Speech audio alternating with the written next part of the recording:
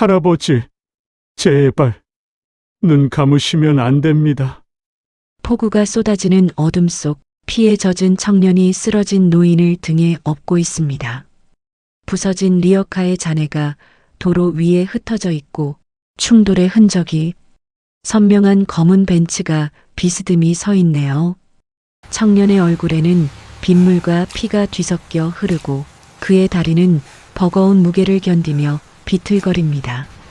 갈비뼈가 부러진 듯한 끔찍한 고통에도 불구하고 그는 멈추지 않았습니다. 등 뒤에 노인은 의식을 잃어가고 있고 심장 박동이 점점 약해지고 있습니다. 폐지를 주어 하루하루 연명하던 27 청년이 왜 자신의 목숨을 걸고 낯선 노인을 구하려 하는 걸까요? 그리고 이 절체절명의 순간이 어떻게 두 사람의 운명을 완전히 뒤바꿔 놓게 될까요? 사연 시작하기 전에 구독과 좋아요 눌러주시는 모든 분들 복 많이 받으세요. 그럼 고마운 마음을 담아 사연 시작합니다. 해성병원 대강당은 축하 꽃다발과 카메라 플래시로 가득했습니다. 레지던트 수료식이 한창이었죠. 맨 앞줄에 앉은 김 회장은 단상 위의 손자 민재를 흐뭇한 눈길로 바라보고 있었습니다. 27살 민재가 우수 레지던트상을 받으며 활짝 웃는 모습에 김 회장의 주름진 얼굴에도 미소가 번졌어요. 수료식이 끝나고 로비로 나온 민재에게 젊은 간호사가 다가와 축하 꽃다발을 건넸습니다. 김민재 선생님 축하드려요. 간호사의 볼이 살짝 붉어진 것을 본 민재는 눈살을 찌푸렸습니다. 꽃다발을 받자마자 코를 막으며 짜증스럽게 내뱉었죠. 아, 꽃가루 날린다고요. 이런 거 주지 마세요. 알레르기 있는 사람은 생각 안 하나? 간호사의 얼굴이 순식간에 창백해졌습니다. 민재는 꽃다발을 옆에 있던 쓰레기통에 거침없이 던져버렸어요. 줄기가 부러지며 장미 꽃잎이 바닥에 흩어졌습니다. 김 회장이 멀리서 그 광경을 보며 미간을 좁혔지만 민재는 아무렇지도 않게 휴대폰을 꺼내 들었습니다. 병원 화장실 구석진 곳, 청소도구함 뒤에 숨어있던 한 여인이 이 모든 광경을 지켜보고 있었습니다. 50대 중반의 정숙희였죠. 낡은 청소부 작업복을 입은 그녀의 눈가에는 눈물이 맺혀 있었어요. 민재가 멀어지자 정숙희는 조심스럽게 쓰레기통으로 다가갔습니다. 떨리는 손으로 버려진 꽃다발을 주워든 정숙희. 부러진 줄기를 어루만지며 가슴에 품었습니다. 락스 냄새가 진동하는 작업복과 화려한 장미꽃의 대비가 처연했죠. 내 새끼, 장하다 장해.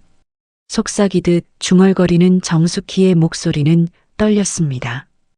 27년 전 갓 태어난 아기를 품에서 빼앗기던 그날이 떠올랐어요. 가난한 간호사였던 그녀가 낳은 아들. 하지만 김 회장 집안의 손자로 자라난 민재는 친엄마의 존재조차 모르고 있었죠. 발자국 소리가 들렸습니다. 정숙희는 황급히 꽃다발을 청소도구함에 숨기고 대걸레를 들었어요. 화장실 문이 열리고 민재가 들어왔습니다. 아, 김민재 선생님, 안녕하세요. 정숙희가 깊이 허리를 숙여 인사했지만 민재는 쳐다보지도 않았습니다. 세면대에서 손을 씻던 민재가 갑자기 인상을 찌푸렸어요. 아줌마, 바닥에 물기 좀 제대로 닦아요. 미끄러지면 책임질 거예요? 날카로운 목소리에 정숙희는 움츠러들었습니다. 죄송합니다. 바로 닦겠습니다. 민재는 코를 막으며 화장실을 나갔습니다. 문이 닫히자 정숙희는 무릎을 꿇고 바닥을 닦기 시작했어요. 물기 하나 없는 타일 바닥을 정성스럽게 문지르는 그녀의 눈에서 눈물이 뚝뚝 떨어졌습니다. 한편 병원 밖 도로변에서는 27살 청년 태양이 녹슨 리어카를 끌고 있었습니다. 해진 운동화와 낡은 점퍼를 입은 그의 어깨에는 커다란 폐지 더미가 실려 있었어요. 새벽 3시부터 시작한 폐지 수거가 이제 막 끝나가고 있었죠. 화려한 해성병원 건물을 올려다본 태양의 눈에는 부러움이 스쳤습니다. 저곳에서 일하는 사람들은 얼마나 행복할까요? 부모님이 계셨다면 자신도 저런 곳에서 치료받을 수 있었을 텐데. 태양은 한숨을 내쉬며 다시 리어카를 끌었습니다. 오른쪽 허벅지에 붉은 점 3개가 바지 밑으로 욱신거렸어요. 태어날 때부터 있었다는 모반. 보육원 원장님은 그게 복점이라고 했지만 태양에게는 그저 못생긴 흉터일 뿐이었습니다. 병원 VIP 주차장으로 검은색 벤츠가 들어왔습니다.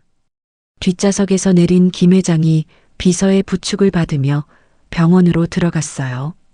그의 표정은 복잡했습니다. 손자 민재를 볼 때마다 느끼는 묘한 이질감. 핏줄은 못 속인다는데 왜 민재를 볼 때마다 가슴 한 구석이 텅 빈 것 같을까요? 정숙희는 청소 도구함에서 꽃다발을 다시 꺼내 들었습니다. 시든 꽃잎을 하나하나 떼어내며 중얼거렸어요. 그래도 내가 회장님 손자로 살아야 해. 그래야 왕처럼 사니까. 그녀의 눈빛에는 비틀린 모정이 가득했습니다. 27년 전 저지른 죄악. 진짜 손자와 가짜 손자를 바꿔치기한 그날. 정숙희는 오늘도 그 비밀을 가슴에 묻은 채 대걸레를 들었습니다.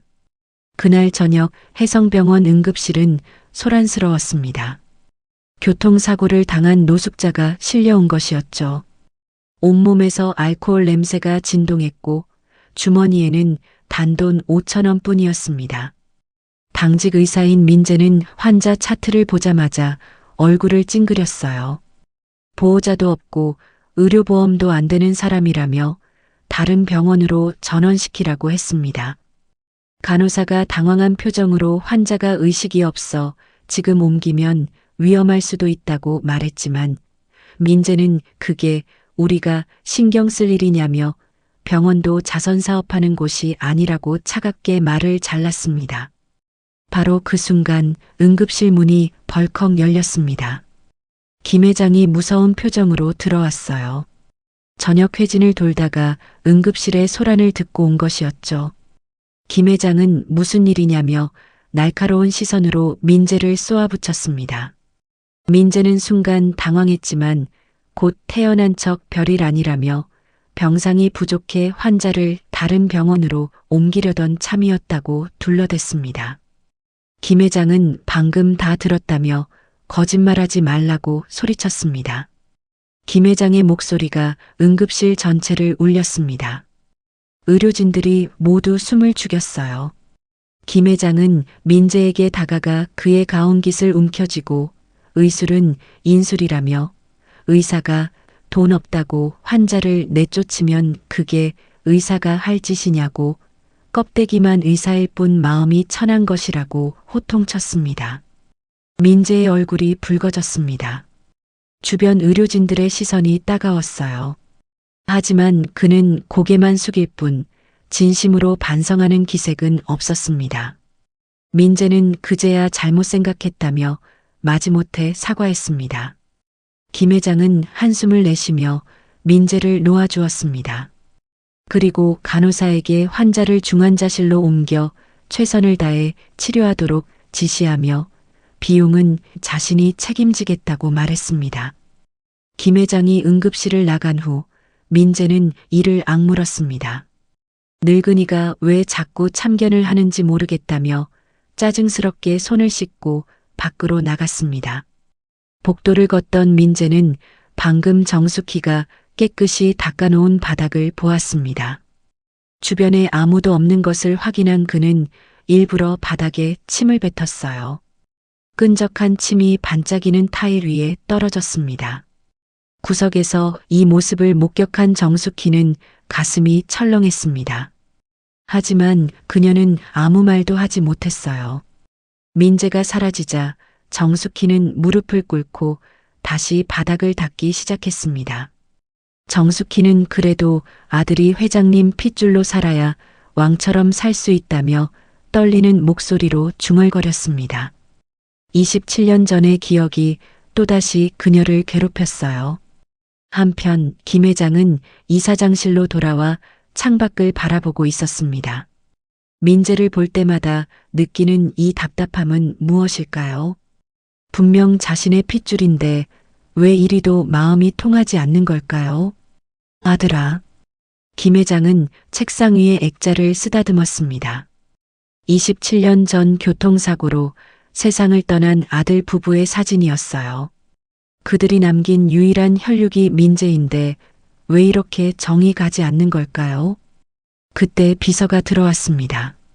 비서가 내일 일정 확인차 왔다며 오전에 며느님 기일 참배가 있으심을 알렸습니다. 김 회장은 고개를 끄덕였습니다.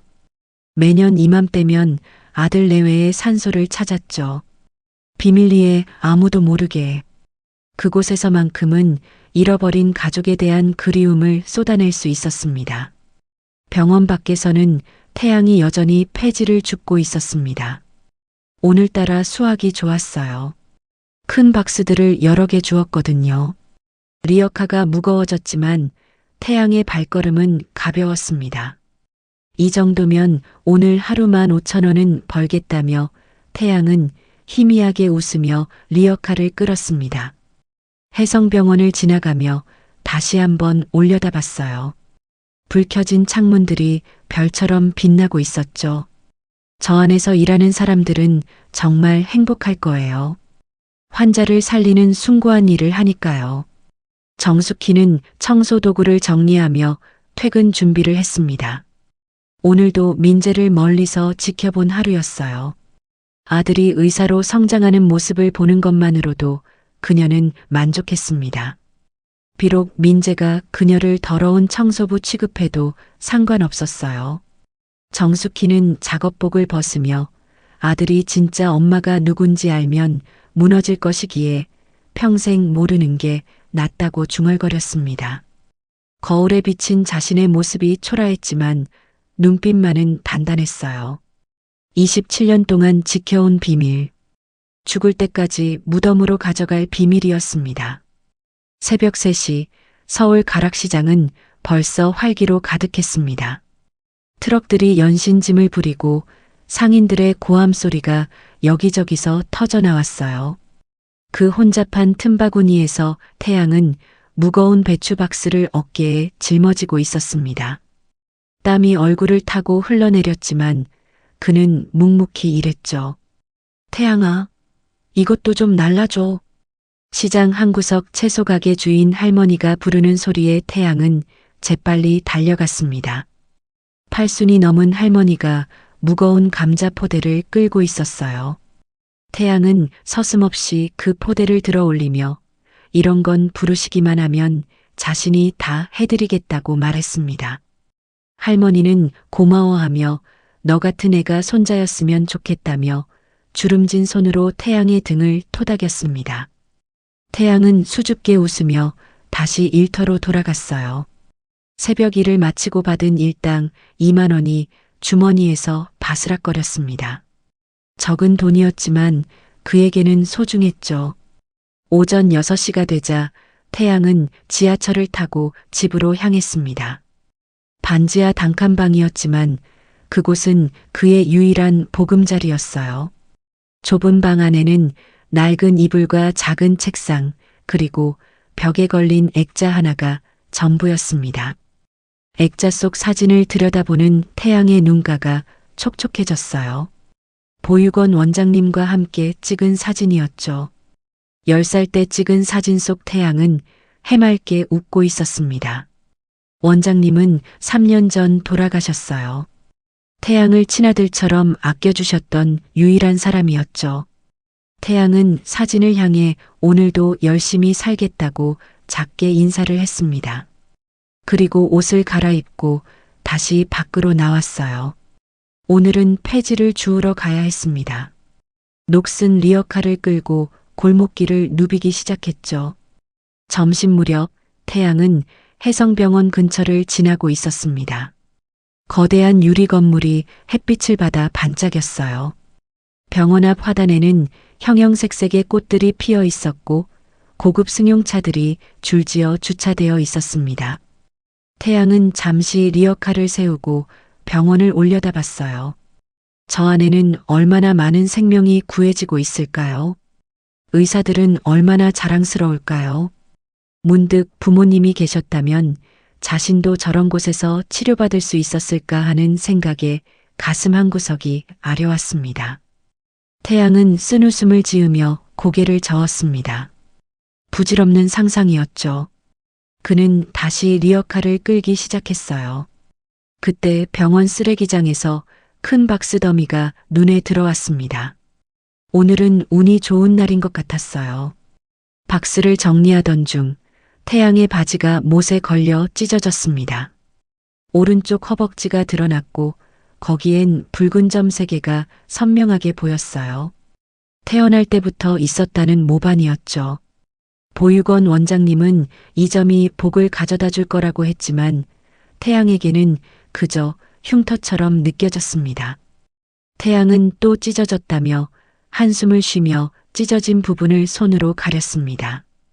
병원 직원들이 지나가며 그를 쳐다봤어요. 더러운 옷차림과 땀 냄새 때문이겠죠.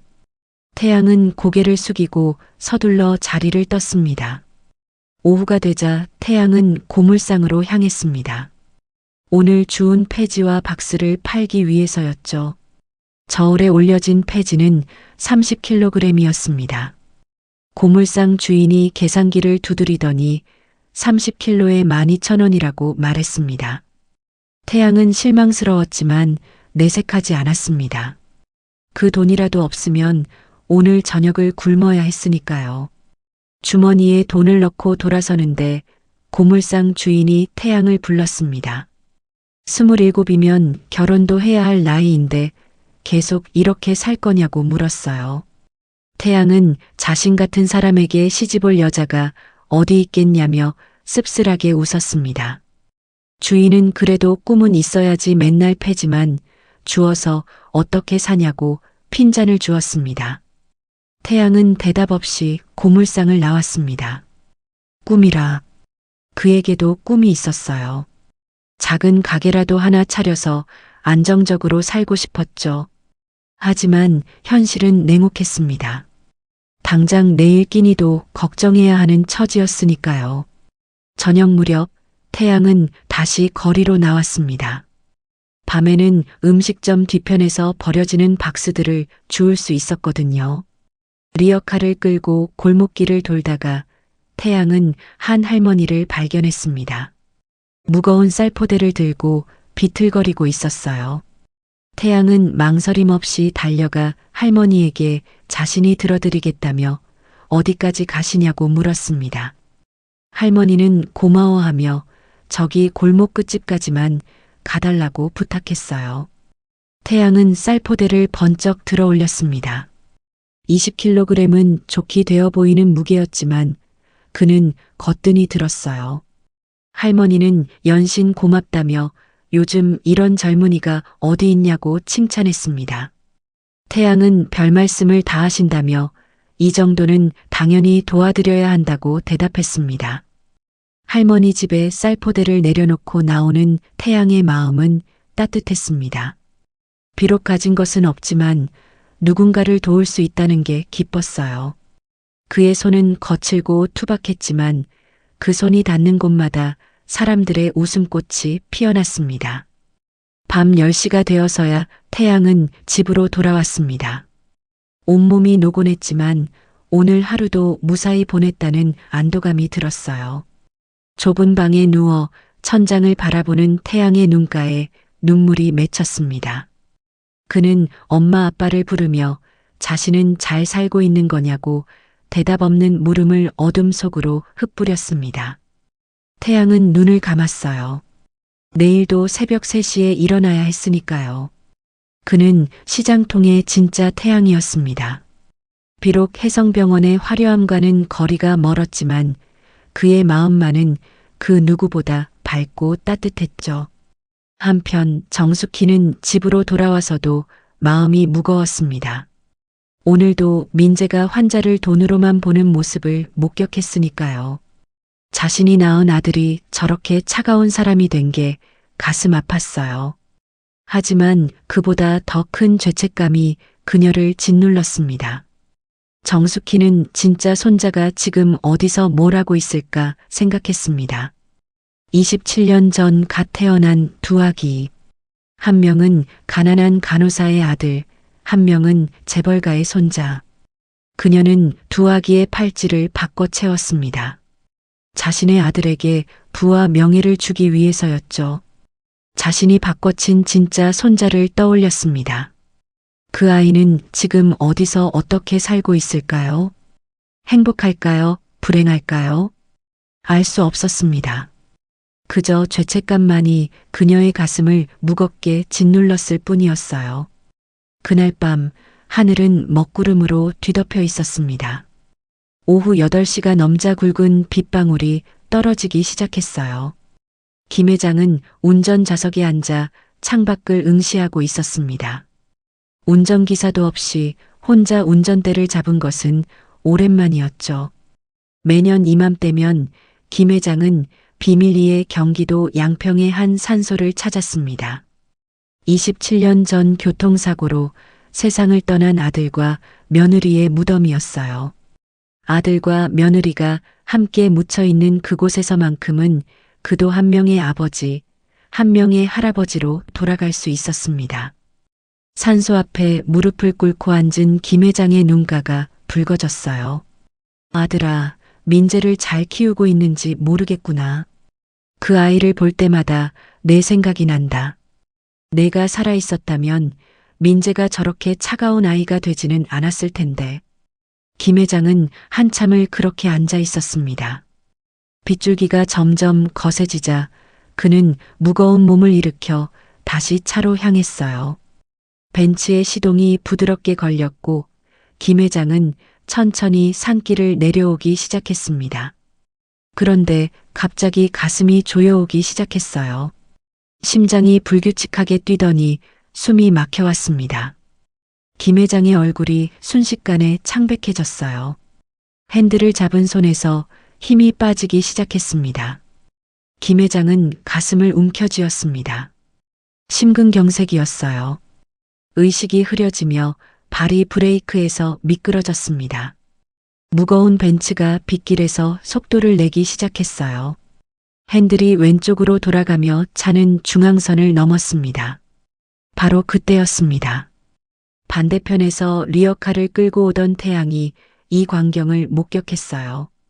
비를 피해 다리 밑에서 쉬다가 다시 길을 나선 참이었죠.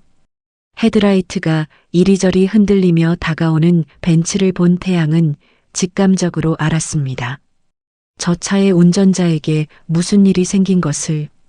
벤츠는 가속도를 내며 가로수를 향해 돌진하고 있었습니다. 그대로 부딪히면 운전자는 목숨을 잃을 게 뻔했어요. 태양은 일순간 고민도 없이 자신의 리어카를 밀었습니다. 힘껏 밀어 차와 가로수 사이에 끼워 넣었어요. 쾅! 굉음과 함께 벤츠가 리어카와 충돌했습니다. 낡은 철제 리어카가 순식간에 찌그러지며 충격을 흡수했어요. 하지만 그것만으로는 부족했습니다. 벤츠의 속도가 너무 빨랐거든요. 태양은 망설임 없이 자신의 몸을 던졌습니다. 리어카와 차체 사이로 뛰어들어 온몸으로 충격을 막았어요. 갈비뼈가 부러지는 소리가 들렸습니다. 끔찍한 고통이 온몸을 관통했지만 태양은 이를 악물었어요. 벤츠가 마침내 멈춰 섰습니다. 태양은 피를 토하며 쓰러졌지만 곧바로 일어났어요. 운전석을 확인해야 했습니다. 문을 열자 의식을 잃은 김 회장이 핸들에 기댄 채 축 늘어져 있었어요. 할아버지, 할아버지. 태양은 김 회장을 조심스럽게 빼냈습니다. 노인의 얼굴은 파랗게 질려 있었고 숨소리가 거의 들리지 않았어요. 태양은 주변을 둘러봤습니다. 인적이 드문 산길이었고 빗줄기는 더욱 거세졌죠. 핸드폰을 꺼내 119를 누르려 했지만 화면이 깨져 있었습니다. 리어카와 부딪힐 때 망가진 것이었어요. 태양은 다시 김 회장을 살폈습니다. 시간이 없었어요. 지체하면 이 할아버지는 죽을 것 같았습니다. 태양은 김 회장을 등에 업었습니다. 부러진 갈비뼈가 비명을 질렀지만 그는 참았어요. 그리고 뛰기 시작했습니다. 폭우 속을 헤치며 피를 토하면서도 멈추지 않았어요. 할아버지, 정신 차리세요. 눈 감으시면 안 돼요. 태양은 계속 소리쳤습니다. 김 회장이 의식을 잃지 않도록, 아니 자신이 쓰러지지 않도록 스스로를 다잡기 위해서였어요. 빗물과 피가 뒤섞여 얼굴을 타고 흘러내렸습니다. 30분을 그렇게 뛰었을까요? 저 멀리 불빛이 보이기 시작했습니다. 해성병원이었어요. 태양은 마지막 힘을 짜내 병원을 향해 달렸습니다. 응급실 앞에 도착하자마자 그는 소리쳤어요. 살려주세요. 이 할아버지가 죽어가고 있어요. 응급실 문이 열리고 의료진이 달려나왔습니다. 들것에 김 회장을 옮기는 순간 태양도 그만 무릎을 꿇고 쓰러졌어요. 의식이 흐려지는 와중에도 그는 간호사의 팔을 붙잡았습니다. 할아버지, 꼭 살려주세요. 제발. 그리고 태양은 의식을 잃었습니다. 응급실은 순식간에 소란스러워졌어요.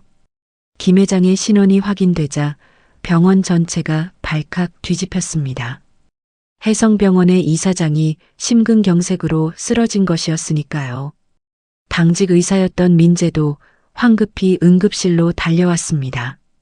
김 회장이 중환자실로 옮겨지는 것을 확인한 그는 안도의 한숨을 내쉬었어요.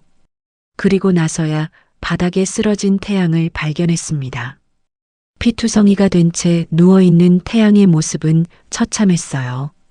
찢어진 옷 사이로 부러진 갈비뼈가 보였고 온몸이 상처투성이었습니다. 민재는 인상을 찌푸렸어요. 이 거지는 뭐야? 왜 응급실 바닥에 누워있어? 간호사가 조심스럽게 대답했습니다. 이분이 회장님을 업고 왔대요. 비를 맞으며 30분을 뛰었다고. 민재는 믿기지 않는다는 표정으로 태양을 내려다봤습니다. 하지만 곧 관심을 거두고 돌아섰어요. 일단 치료는 해주되 VIP실 같은 데는 쓰지 마.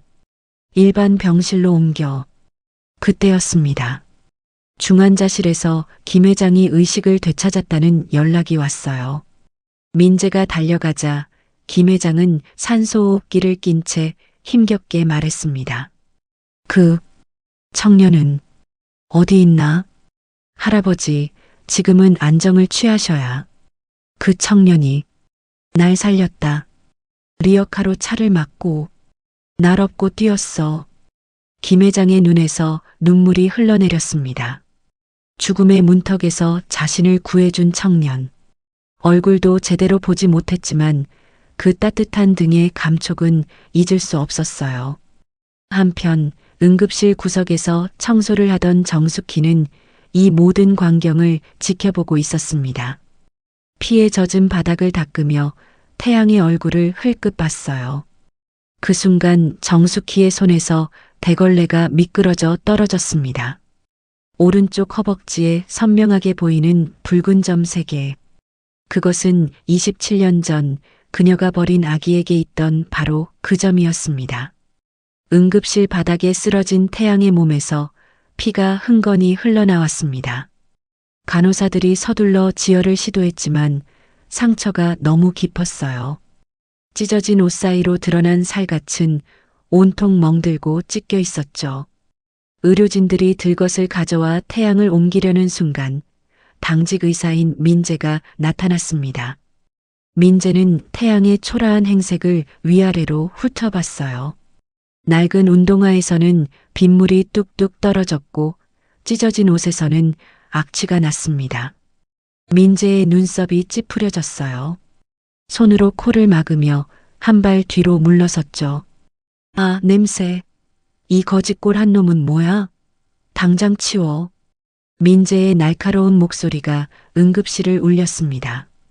간호사들이 당황한 표정으로 서로를 바라봤어요. 그중 한 명이 조심스럽게 입을 열었습니다. 김 선생님, 이분이 회장님을. 민재가 손짓으로 말을 잘랐습니다. 그는 짜증스러운 표정으로 태양을 내려다보며 발로 살짝 건드렸어요. 태양의 몸이 힘없이 흔들렸지만 여전히 의식은 돌아오지 않았습니다. 바로 그때였어요. 중환자실에서 급히 달려온 간호사가 숨을 헐떡이며 외쳤습니다. 김 회장이 의식을 되찾았다는 소식이었죠. 민재는 서둘러 중환자실로 향했고 다른 의료진들도 뒤따랐습니다. 중환자실 침대에 누워있던 김 회장은 산소호흡기를 낀 채 힘겹게 눈을 떴어요. 그의 얼굴은 여전히 창백했지만 눈빛만은 또렷했습니다. 김 회장의 떨리는 손이 공중을 더듬었어요. 무언가를 찾는 듯한 몸짓이었죠. 저 청년이 날 살렸다. 김 회장의 목소리는 갈라져 있었습니다. 하지만 그 안에는 간절함이 묻어났어요. 민재가 김 회장의 손을 잡으며 진정시키려 했지만 김 회장은 고개를 저었습니다. 그의 눈에서 눈물이 흘러내리기 시작했어요. 김 회장은 죽음의 문턱에서 느꼈던 그 따뜻한 등의 감촉을 잊을 수 없었습니다. 폭우 속에서 자신을 업고 뛰던 청년의 거친 숨소리가 아직도 귓가에 맴돌았어요. 부러진 갈비뼈의 고통을 참으며 자신을 구해준 그 청년이 어디에 있는지 알고 싶었습니다. 응급실로 돌아온 민재는 여전히 바닥에 누워있는 태양을 보며 인상을 찌푸렸어요. 간호사들이 조심스럽게 태양의 상처를 소독하고 있었지만 민재는 못마땅한 표정이었습니다. 그는 차가운 목소리로 지시를 내렸어요. 일반 병실이나 배정해. VIP실은 낭비야. 응급실 구석에서 이 모든 광경을 지켜보던 정숙희의 심장이 빠르게 뛰기 시작했습니다. 대걸레를 쥔 손이 떨렸어요. 태양의 얼굴을 자세히 들여다본 순간 그녀는 숨이 막히는 것 같았습니다. 그 이마의 작은 흉터, 콧날의 각도, 입술의 모양. 모든 것이 27년 전 그녀가 바꿔치기 했던 회장 손자의 모습과 닮아 있었어요. 특히 오른쪽 허벅지에 선명하게 드러난 붉은 점색에는 의심의 여지가 없었습니다. 그것은 틀림없이 회장의 진짜 손자, 교통사고로 죽은 아들 부부가 남긴 유일한 혈육의 표식이었죠. 정숙희의 눈앞이 캄캄해졌습니다. 운명의 장난일까요? 27년 전 그녀가 바꿔치기 했던 버려진 진짜 손자가 다시 돌아온 것이었습니다. 그것도 김 회장의 목숨을 구한 은인이 되어서. 정숙희는 떨리는 손으로 벽을 짚었어요. 다리에 힘이 풀려 주저앉을 것 같았습니다. 저놈이 왜 여기에? 설마 회장님이 알아본 건 아니겠지? 정숙희는 속으로 중얼거렸습니다. 만약 진실이 밝혀진다면 모든 것이 끝날 것이었어요. 민재가 가짜라는 사실이 드러나면 그동안 누려온 부와 명예가 한순간에 무너질 테니까요.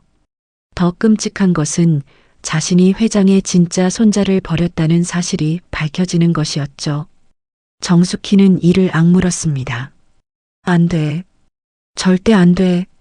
정숙희의 머릿속이 복잡하게 돌아갔습니다.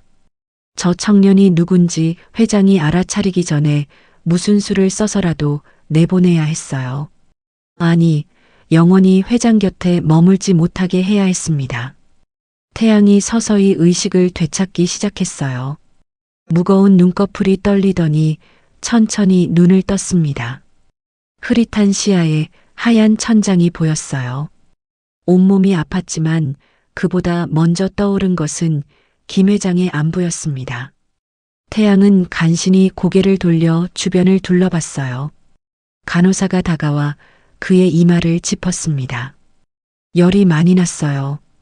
태양의 갈라진 입술이 힘겹게 움직였지만 목소리는 나오지 않았습니다.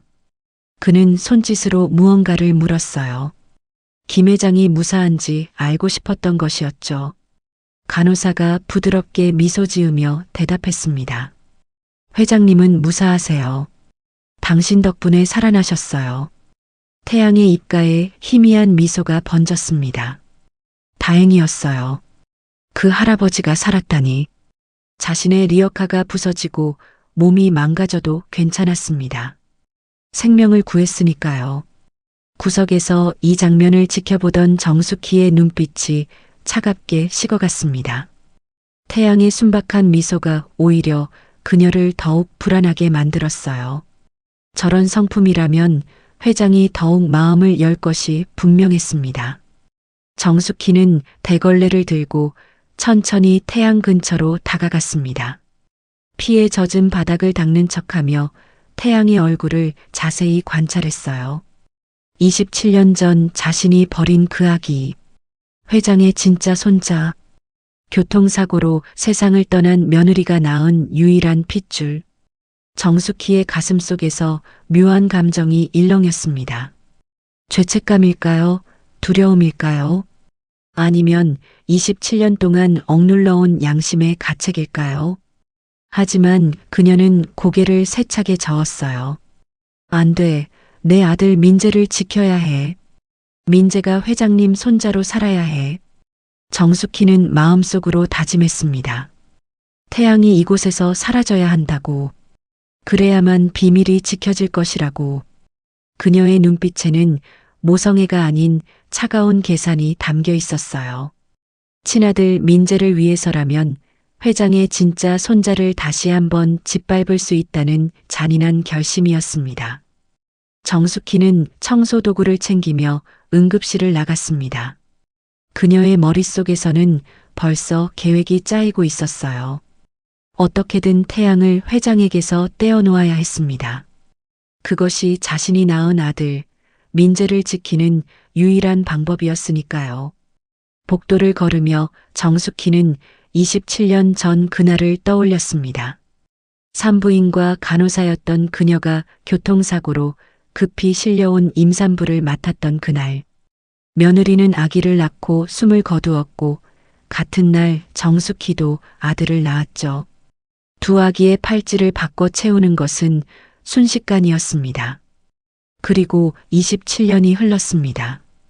회장의 진짜 손자는 고아가 되어 폐지를 줍고 정숙희의 친아들은 재벌 손자로 자라 의사가 되었죠. 그런데 이제 와서 진실이 밝혀질 수는 없었습니다. 절대로. 미안하다, 진짜 손자야. 하지만 넌 사라져야 해. 정숙희의 낮은 중얼거림이 어두운 복도에 스며들었습니다. 사흘이 지났습니다. 태양은 병원 침대에 누워 통증을 견디면서도 회장님이 무사하다는 소식에 마음은 편안했어요. 오전 10시 간호사가 회장님이 보냈다며 두툼한 하얀 봉투를 건넸습니다. 치료비와 생활비 명목으로 500만 원권 수표가 들어 있었어요.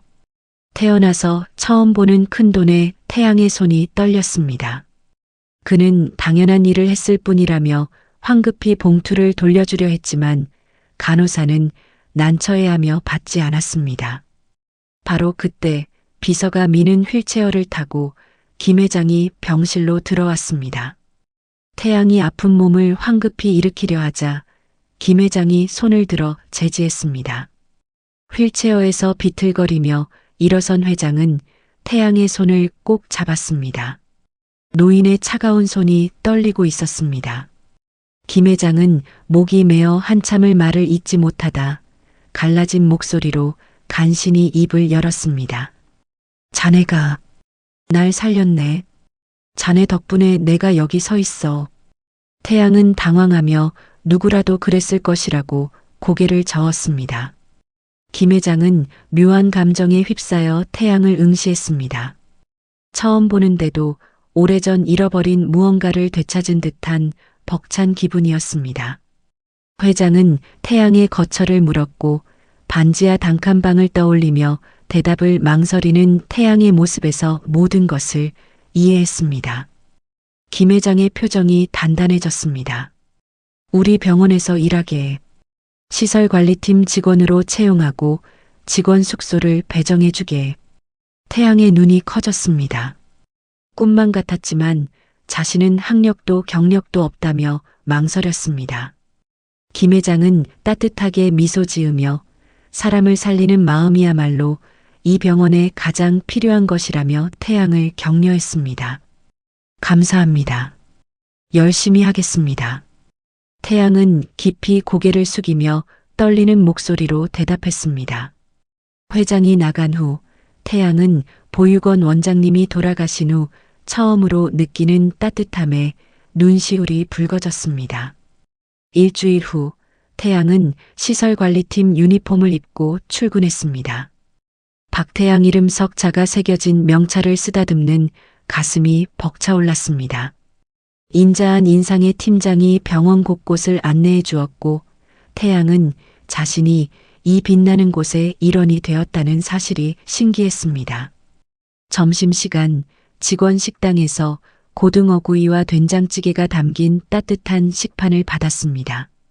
한 숟갈을 입에 넣자 마치 돌아가신 보육원 원장님이 끓여주신 듯한 구수한 맛에 눈물이 날 것 같았습니다. 바로 그때 의사 가운을 입은 민재가 식당에 들어섰습니다. 그는 직원 유니폼을 입은 태양을 발견하고 순식간에 얼굴을 일그러뜨렸습니다. 민재는 태양 옆 테이블의 간호사에게 다가가 퉁명스럽게 물었습니다. 저 사람 누구예요? 왜 여기 있죠? 간호사로부터 회장님의 은인으로 채용되었다는 답을 들은 민재의 눈빛은 더욱 차갑게 식었습니다. 그는 할아버지를 이해할 수 없다는 듯 식판을 든 채 다른 테이블로 가버렸습니다. 한편 청소부 휴게실에서 정숙희는 동료들의 수다를 듣고 있었습니다.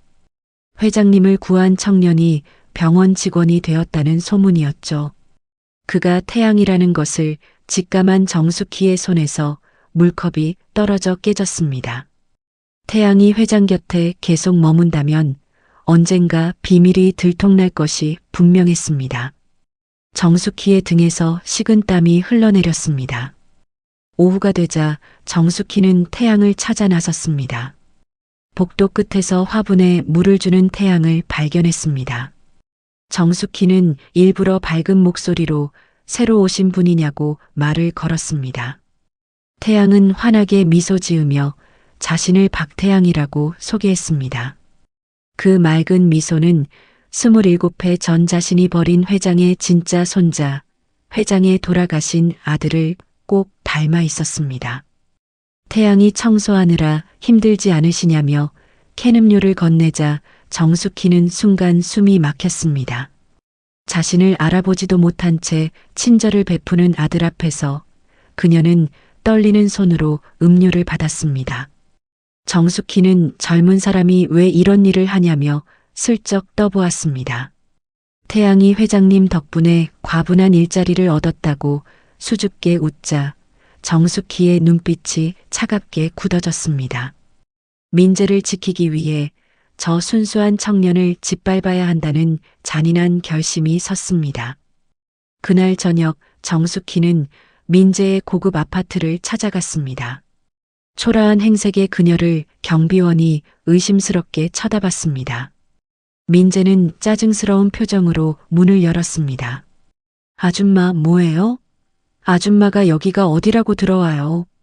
정숙희는 아들의 차가운 태도에 가슴이 아팠지만 중요한 얘기가 있다며 현관으로 들어섰습니다. 민재는 소파에 다리를 꼬고 앉아 선체로 이야기하는 정숙희를 내려다보았습니다.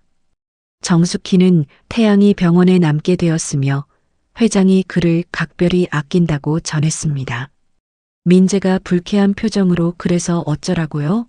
라고 쏘아붙이자 정숙희는 비틀린 모성애로 가득 찬 눈빛을 들었습니다. 저 청년을 내보내야 해. 안 그러면 민재군 자네가 위험해질 수도 있어요. 그녀의 목소리는 떨렸지만 그 안에는 단단한 결의가 담겨 있었습니다. 이틀이 지났습니다. 태양은 병원 곳곳을 돌아다니며 자신의 일을 익혀가고 있었어요. 화분에 물을 주고 전등을 갈고 고장난 문을 수리하는 일들. 누군가에게는 사소한 일이었지만 태양에게는 모든 것이 소중했습니다. 병원 복도를 걸을 때마다 가슴이 벅차올랐어요. 자신도 이제 누군가에게 도움이 되는 사람이 된 것이었습니다. 오후 3시, 태양은 VIP 병동의 화분을 손질하고 있었습니다. 시든 잎을 따내며 정성스럽게 물을 주고 있었죠. 바로 그때 복도 끝에서 휠체어가 천천히 다가왔어요. 김 회장이었습니다. 비서가 휠체어를 밀고 있었죠. 태양군. 김 회장의 부름에 태양은 황급히 고개를 들었습니다. 그리고 재빨리 물뿌리개를 내려놓고 달려갔어요. 김 회장의 얼굴에는 온화한 미소가 번져 있었습니다. 지난번보다 혈색이 훨씬 좋아 보였어요. 회장님, 안녕하세요. 많이 좋아 보이세요. 태양이 공손하게 인사하자 김 회장은 흐뭇하게 웃었습니다. 그리고 비서에게 손짓했어요. 비서가 잠시 자리를 비켜주자 김 회장은 태양에게 다가오라는 몸짓을 했습니다. 나하고 잠깐 산책이나 할까? 자네 덕분에 살았으니 자네랑 좀 걷고 싶구먼. 태양의 뺨이 붉어졌습니다. 하지만 거절할 수 없었어요. 아니, 거절하고 싶지 않았습니다. 태양은 휠체어 손잡이를 잡았고 김 회장은 만족스러운 표정으로 고개를 끄덕였어요. 둘은 천천히 복도를 걸었습니다. 지나가는 의료진들이 호기심 어린 눈빛으로 둘을 바라봤지만 김 회장은 개의치 않았어요. 병원 옥상 정원에 도착했습니다. 가을 햇살이 따스하게 내리쬐고 있었어요. 단풍나무 잎이 붉게 물들어 바람에 하늘거렸습니다. 벤치에 앉은 김 회장은 태양에게도 앉으라고 손짓했습니다. 태양은 조심스럽게 벤치 끝에 앉았어요. 회장님과 나란히 앉는다는 게 부담스러웠지만 거절할 수 없었습니다. 김 회장이 먼 하늘을 바라보며 입을 열었습니다. 자네는 부모님이 안 계시다고 들었네. 어떻게 자랐나? 태양은 잠시 망설였습니다. 자신의 처지를 말하기가 부끄러웠어요. 하지만 김 회장의 눈빛이 너무도 진심 어려서 거짓말을 할 수 없었습니다. 보육원에서 자랐습니다. 원장님이 친부모님처럼 저를 키워주셨어요. 김 회장의 눈빛이 흔들렸습니다. 보육원이라니. 그 말에 담긴 외로움과 고독이 느껴졌어요. 김 회장은 태양의 어깨를 토닥였습니다. 그 손길은 따뜻했어요. 그런데도 자네는 참 반듯하게 컸구먼. 부모님이 안 계신데 어찌 이리 마음씨가 고운가? 태양은 수줍게 웃으며 대답했습니다. 원장님이 그러셨어요. 사람은 가난해도 마음은 부자여야 한다고요. 그래서 항상 남을 도우며 살라고 가르치셨습니다. 김 회장의 눈가가 붉어졌습니다. 27년 전 잃어버린 손자가 살아있다면 이 청년처럼 자랐을까요? 아니, 어쩌면 이 청년이 바로 그 손자일지도 모른다는 생각이 스쳤어요. 하지만 김 회장은 고개를 저었습니다. 말도 안 되는 상상이었죠. 손자는 교통사고로 죽었고 지금 곁에 있는 것은 민재뿐이었습니다. 두 사람은 한참을 그렇게 앉아 있었습니다. 말없이 하늘을 바라보며 각자의 생각에 잠겼어요. 김 회장은 태양의 옆모습을 힐끗힐끗 쳐다봤습니다. 묘한 기분이었어요. 처음 보는 청년인데 왜 이렇게 정이 가는지 알 수 없었습니다. 마치 오래전부터 알고 지낸 사람처럼 편안했어요. 그때 태양이 주머니에서 무언가를 꺼냈습니다. 작은 사진이었어요. 모서리가 해지고 색이 바랜 오래된 사진이었죠. 김 회장이 궁금한 눈빛으로 쳐다보자 태양은 수줍게 사진을 보여줬습니다.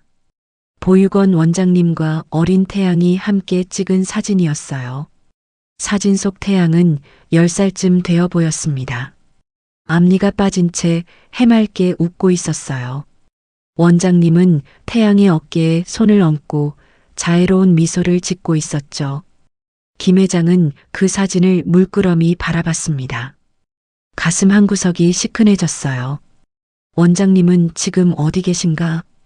김 회장의 물음에 태양의 얼굴이 어두워졌습니다. 3년 전에 돌아가셨습니다. 태양의 목소리는 작게 떨렸습니다. 김 회장은 태양의 손을 꼭 잡았습니다. 말없이 위로를 전했어요. 태양은 고개를 숙이며 눈물을 참았습니다. 해가 서쪽으로 기울기 시작했습니다. 김 회장은 천천히 일어서며 태양에게 제안했어요. 저녁이나 같이 먹을까? 자네하고 밥 한번 먹고 싶구먼. 태양은 깜짝 놀랐어요. 회장님과 저녁을 먹는다니 상상도 못한 일이었죠. 하지만 김 회장의 눈빛이 간절해서 거절할 수 없었습니다. 둘은 병원 근처 작은 국밥집으로 향했습니다. 김 회장이 고급 한정식집 대신 국밥집을 고른 것은 태양을 배려한 것이었어요. 태양이 편하게 먹을 수 있는 곳을 선택한 것이었죠. 비서는 차에서 대기하라고 했습니다. 단둘이서만 식사하고 싶었거든요. 국밥집은 서민적이고 소박했습니다. 낡은 테이블과 의자, 벽에 붙은 메뉴판. 김 회장은 이런 곳에 온 지 수십 년 만이었어요. 하지만 전혀 불편하지 않았습니다. 오히려 마음이 편안했어요. 주인 할머니가 국밥 2그릇을 내왔습니다. 김치와 깍두기도 함께 나왔어요. 태양은 조심스럽게 숟가락을 들었습니다. 회장님 앞에서 먹는다는 게 부담스러웠거든요. 하지만 김 회장이 먼저 국밥을 한 숟갈 떠서 입에 넣자 태양도 따라서 먹기 시작했어요. 뜨거운 국물이 목구멍을 타고 내려갔습니다. 구수하고 진했어요. 태양의 눈가가 촉촉해졌습니다. 원장님과 함께 먹던 국밥 맛이 떠올랐어요. 김 회장은 태양의 표정을 보며 흐뭇하게 웃었습니다. 이 청년은 정말 순박했어요. 작은 것에도 감사할 줄 아는 마음이 아름다웠습니다. 둘은 말없이 국밥을 먹었습니다. 가끔 김 회장이 김치를 태양의 접시에 더 얹어줬어요. 태양은 쑥스러워하면서도 고맙다는 표정을 지었죠. 국밥집 안은 따뜻했습니다. 음식의 온기뿐만 아니라 두 사람 사이를 흐르는 정 때문이었어요. 식사를 마치고 나오는 길에 김 회장이 물었습니다. 자네는 꿈이 있나? 앞으로 어떻게 살고 싶은가? 태양은 잠시 망설이다가 조심스럽게 대답했습니다. 작은 가게라도 하나 차려서 안정적으로 살고 싶습니다. 그리고 원장님처럼 어려운 사람들을 도우며 살고 싶어요. 김 회장은 고개를 끄덕이며 태양의 어깨를 토닥였습니다. 참 착한 청년이었어요. 김 회장의 가슴 속에서 묘한 감정이 일렁였습니다. 이 청년을 옆에 두고 싶다는 생각이 강하게 들었어요. 한편 병원 구석에서 이 모든 광경을 지켜보는 사람이 있었습니다. 정숙희였어요. 그녀는 청소 도구를 든 채 국밥집 창문 너머로 김 회장과 태양이 웃으며 이야기하는 모습을 보고 있었습니다. 정숙희의 얼굴은 창백했어요. 손에서 대걸레가 떨어질 정도로 긴장하고 있었죠. 회장과 태양이 점점 가까워지고 있었습니다. 이대로 두면 언젠가 진실이 밝혀질 게 분명했어요. 정숙희는 이를 악물었습니다. 무언가 조치를 취해야 했어요. 태양을 회장에게서 떼어놓아야 했습니다. 정숙희는 떨리는 손으로 핸드폰을 꺼냈습니다. 하지만 누구에게 전화를 걸 수 있을까요? 민재는 자신을 더러운 청소부로만 여기고 있었어요. 자신이 친엄마라는 사실조차 모르는 아들에게 이 상황을 어떻게 설명할 수 있을까요? 정숙희는 핸드폰을 주머니에 도로 넣었습니다. 아니에요. 이건 자신 혼자 해결해야 할 일이었습니다. 27년 전 자신이 저지른 죄. 그 죄를 감추기 위해서는 혼자서 싸워야 했어요. 민재를 지키기 위해서라면 무슨 일이든 할 수 있었습니다. 그날 밤 정숙희는 잠을 이루지 못했습니다. 머릿속에서 온갖 계획들이 맴돌았어요. 태양을 병원에서 내보낼 방법, 회장이 태양을 멀리하게 만들 방법. 하지만 어떤 방법도 완벽하지 않았습니다. 정숙희는 침대에서 일어나 창밖을 바라봤습니다. 어둠 속에서 병원 건물의 불빛이 반짝이고 있었어요. 저 안에 태양이 있었습니다. 회장의 진짜 손자, 자신이 27년 전 버린 아이. 정숙희의 가슴이 조여왔지만 그녀는 고개를 저었습니다. 안 돼. 민재를 위해서라도 저 아이는 사라져야 해. 정숙희의 낮은 중얼거림이 어두운 방 안에 스며들었습니다. 그녀의 눈빛에는 비틀린 모성애와 두려움이 뒤섞여 있었어요. 8챕터. 일주일이 흘렀습니다. 태양은 병원 생활에 완전히 적응했어요. 아침 8시에 출근해서 저녁 6시에 퇴근하는 규칙적인 생활이었죠. 직원 숙소는 작았지만 깨끗했고 매일 따뜻한 밥을 먹을 수 있었습니다. 태양에게는 꿈만 같은 날들이었어요. 그날 오후 김 회장이 태양을 이사장실로 불렀습니다. 태양은 긴장한 채 노크를 했어요. 혹시 자신이 실수라도 한 걸까요? 하지만 문이 열리자 김 회장은 환한 미소로 태양을 맞이했습니다. 들어오게. 자네한테 좋은 소식이 있네. 김 회장은 책상 위의 서류를 태양에게 건넸습니다. 태양이 서류를 받아들자 거기에는 정규직 채용 계약서라고 적혀 있었어요. 태양의 눈이 커졌습니다. 정규직이라니. 아직 일한 지 일주일밖에 안 됐는데요. 회장님, 이건... 태양의 목소리가 떨렸습니다. 김 회장은 태양의 어깨를 토닥이며 말했어요. 자네는 충분히 자격이 있네. 성실하고 친절하고 책임감도 강하지. 우리 병원에 꼭 필요한 사람이야. 태양의 눈가가 뜨거워졌습니다. 지금까지 살면서 이렇게 인정받아 본 적이 없었어요. 태양은 깊이 고개를 숙이며 감사 인사를 했습니다. 김 회장은 흐뭇하게 웃으며 태양을 바라봤어요. 이 청년을 볼 때마다 가슴이 따뜻해졌습니다. 김 회장은 잠시 망설이다가 입을 열었습니다. 태양군, 나한테 한 가지 부탁을 들어줄 수 있겠나? 내가 이제 나이도 있고 몸도 불편하네.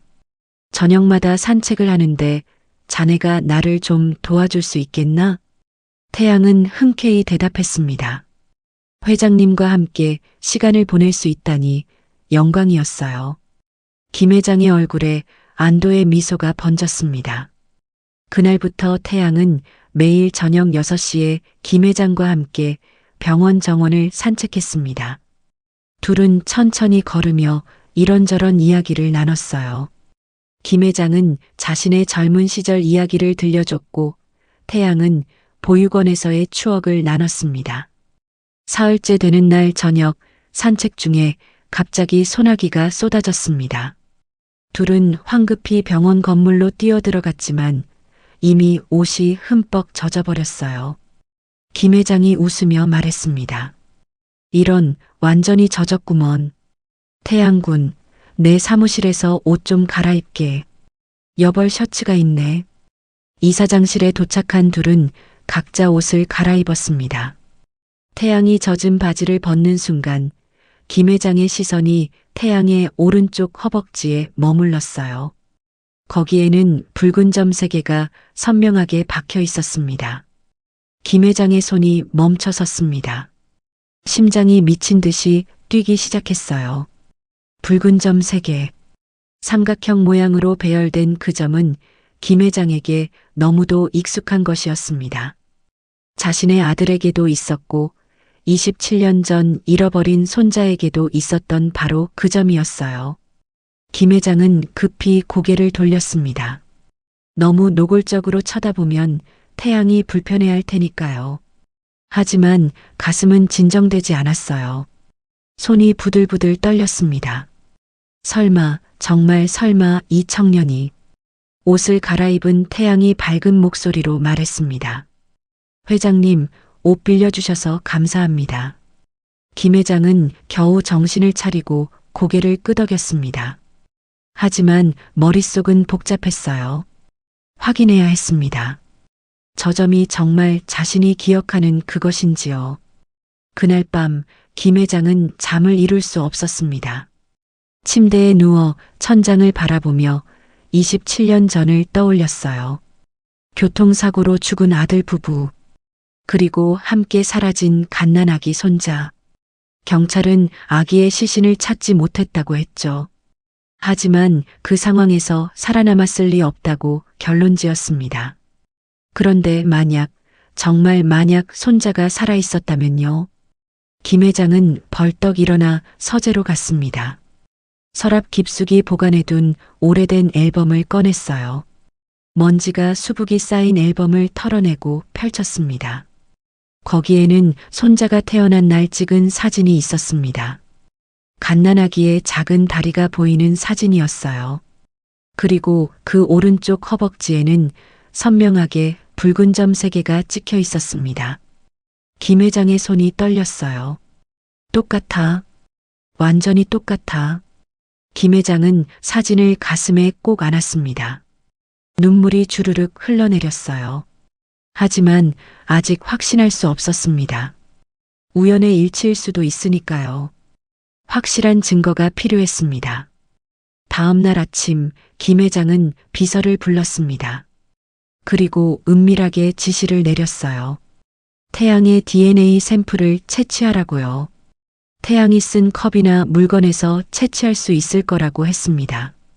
비서는 의아한 표정이었지만 회장의 명령에 고개를 숙였어요.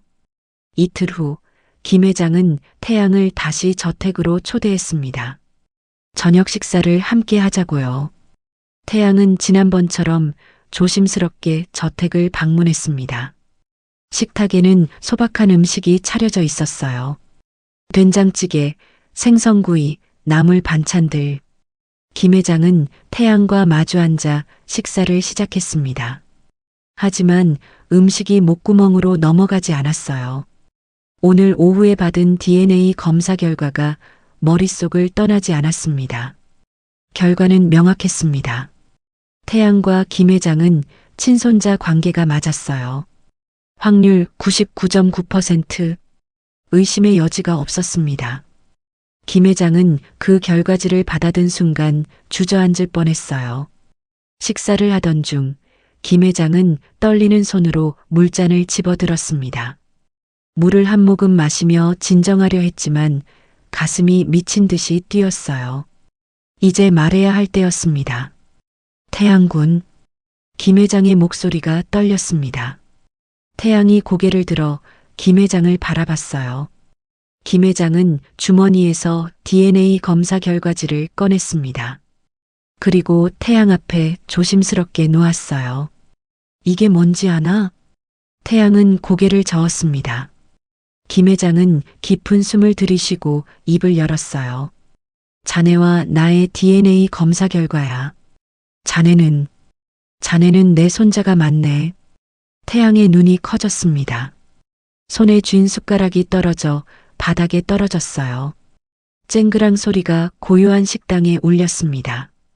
태양은 무슨 말인지 이해할 수 없었어요. 김 회장은 벌떡 일어나 태양에게 다가갔습니다. 그리고 태양을 끌어안았어요. 김 회장의 몸이 격하게 떨리고 있었습니다. 내 손자. 27년을 찾아 헤맨 내 손자야. 내가 살아있었구나. 김 회장의 울음소리가 거대한 저택을 가득 채웠습니다. 태양은 혼란스러웠지만 김 회장의 따뜻한 품이 너무도 편안했습니다. 마치 오래전부터 그리워하던 무언가를 되찾은 것 같았어요. 한편 저택 밖 정원 구석에서 누군가 이 광경을 지켜보고 있었습니다. 정숙희였어요. 그녀는 오늘따라 회장님이 일찍 퇴근하는 것을 이상하게 여겨 뒤를 밟았던 것입니다. 창문 너머로 보이는 김 회장과 태양의 포옹. 정숙희의 얼굴은 사색이 되었어요. 안 돼. 이럴 수가. 정숙희는 뒤로 비틀거리며 물러섰습니다. 회장이 알아버렸어요. 태양이 진짜 손자라는 것을요. 그렇다면 이제 모든 게 끝났습니다. 민재는 가짜로 밝혀질 것이고 자신은 감옥에 가게 될 거예요. 정숙희는 떨리는 손으로 정원의 나무를 붙잡았습니다. 다리에 힘이 풀려 쓰러질 것 같았어요. 정숙희는 떨리는 손으로 정원의 나무를 붙잡은 채 서 있었습니다. 창문 너머로 보이는 김 회장과 태양의 포옹이 눈에 선했어요. 27년 동안 감춰온 비밀이 드러나는 순간이었습니다. 정숙희의 다리에서 힘이 빠져 그 자리에 주저앉았어요. 태양이 진짜 손자라면 민재는 누구란 말인가요? 회장님은 곧 의심하기 시작할 거예요. 왜 두 명의 손자가 존재하는지, 어떻게 이런 일이 벌어진 건지. 정숙희의 머릿속이 하얗게 변했습니다. 조사가 시작되면 27년 전 산부인과 기록이 나올 것이고 자신이 그때 간호사였다는 사실도 밝혀질 거예요. 정숙희는 떨리는 손으로 핸드폰을 꺼냈습니다. 하지만 누구에게 전화를 걸 수 있을까요? 민재는 자신이 친엄마라는 사실조차 모르는데요. 정숙희는 핸드폰을 다시 주머니에 넣었습니다. 이건 혼자 해결해야 할 일이었어요. 그때 정숙희의 머릿속에 한 가지 생각이 스쳤습니다. 태양을 회장에게서 떼어놓아야 해요. 아니, 더 확실하게 태양의 신뢰를 무너뜨려야 했습니다. 회장이 태양을 의심하게 만들어야 했어요. 그러면 손자 인정을 망설일 것이고 그 사이 자신이 도망칠 시간을 벌 수 있을지도 몰랐습니다.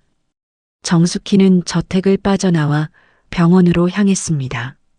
밤 9시가 넘었지만 그녀에게는 시간이 없었어요. 병원 청소부 휴게실로 들어간 정숙희는 사물함을 열었습니다. 그리고 오래전부터 보관해 두었던 봉투를 꺼냈어요. 봉투 안에는 VIP 병동 사모님의 귀중품 보관함 열쇠가 들어 있었습니다. 1년 전 청소를 하다가 우연히 주운 열쇠였어요. 돌려줘야 했지만 정숙희는 혹시 모를 상황을 대비해 몰래 복제해뒀던 것입니다. 정숙희는 열쇠를 꼭 쥐었어요. 이제 이것을 사용할 때가 온 것 같았습니다. 정숙희는 조용히 VIP 병동으로 향했습니다. 밤 10시가 넘어 복도는 고요했어요.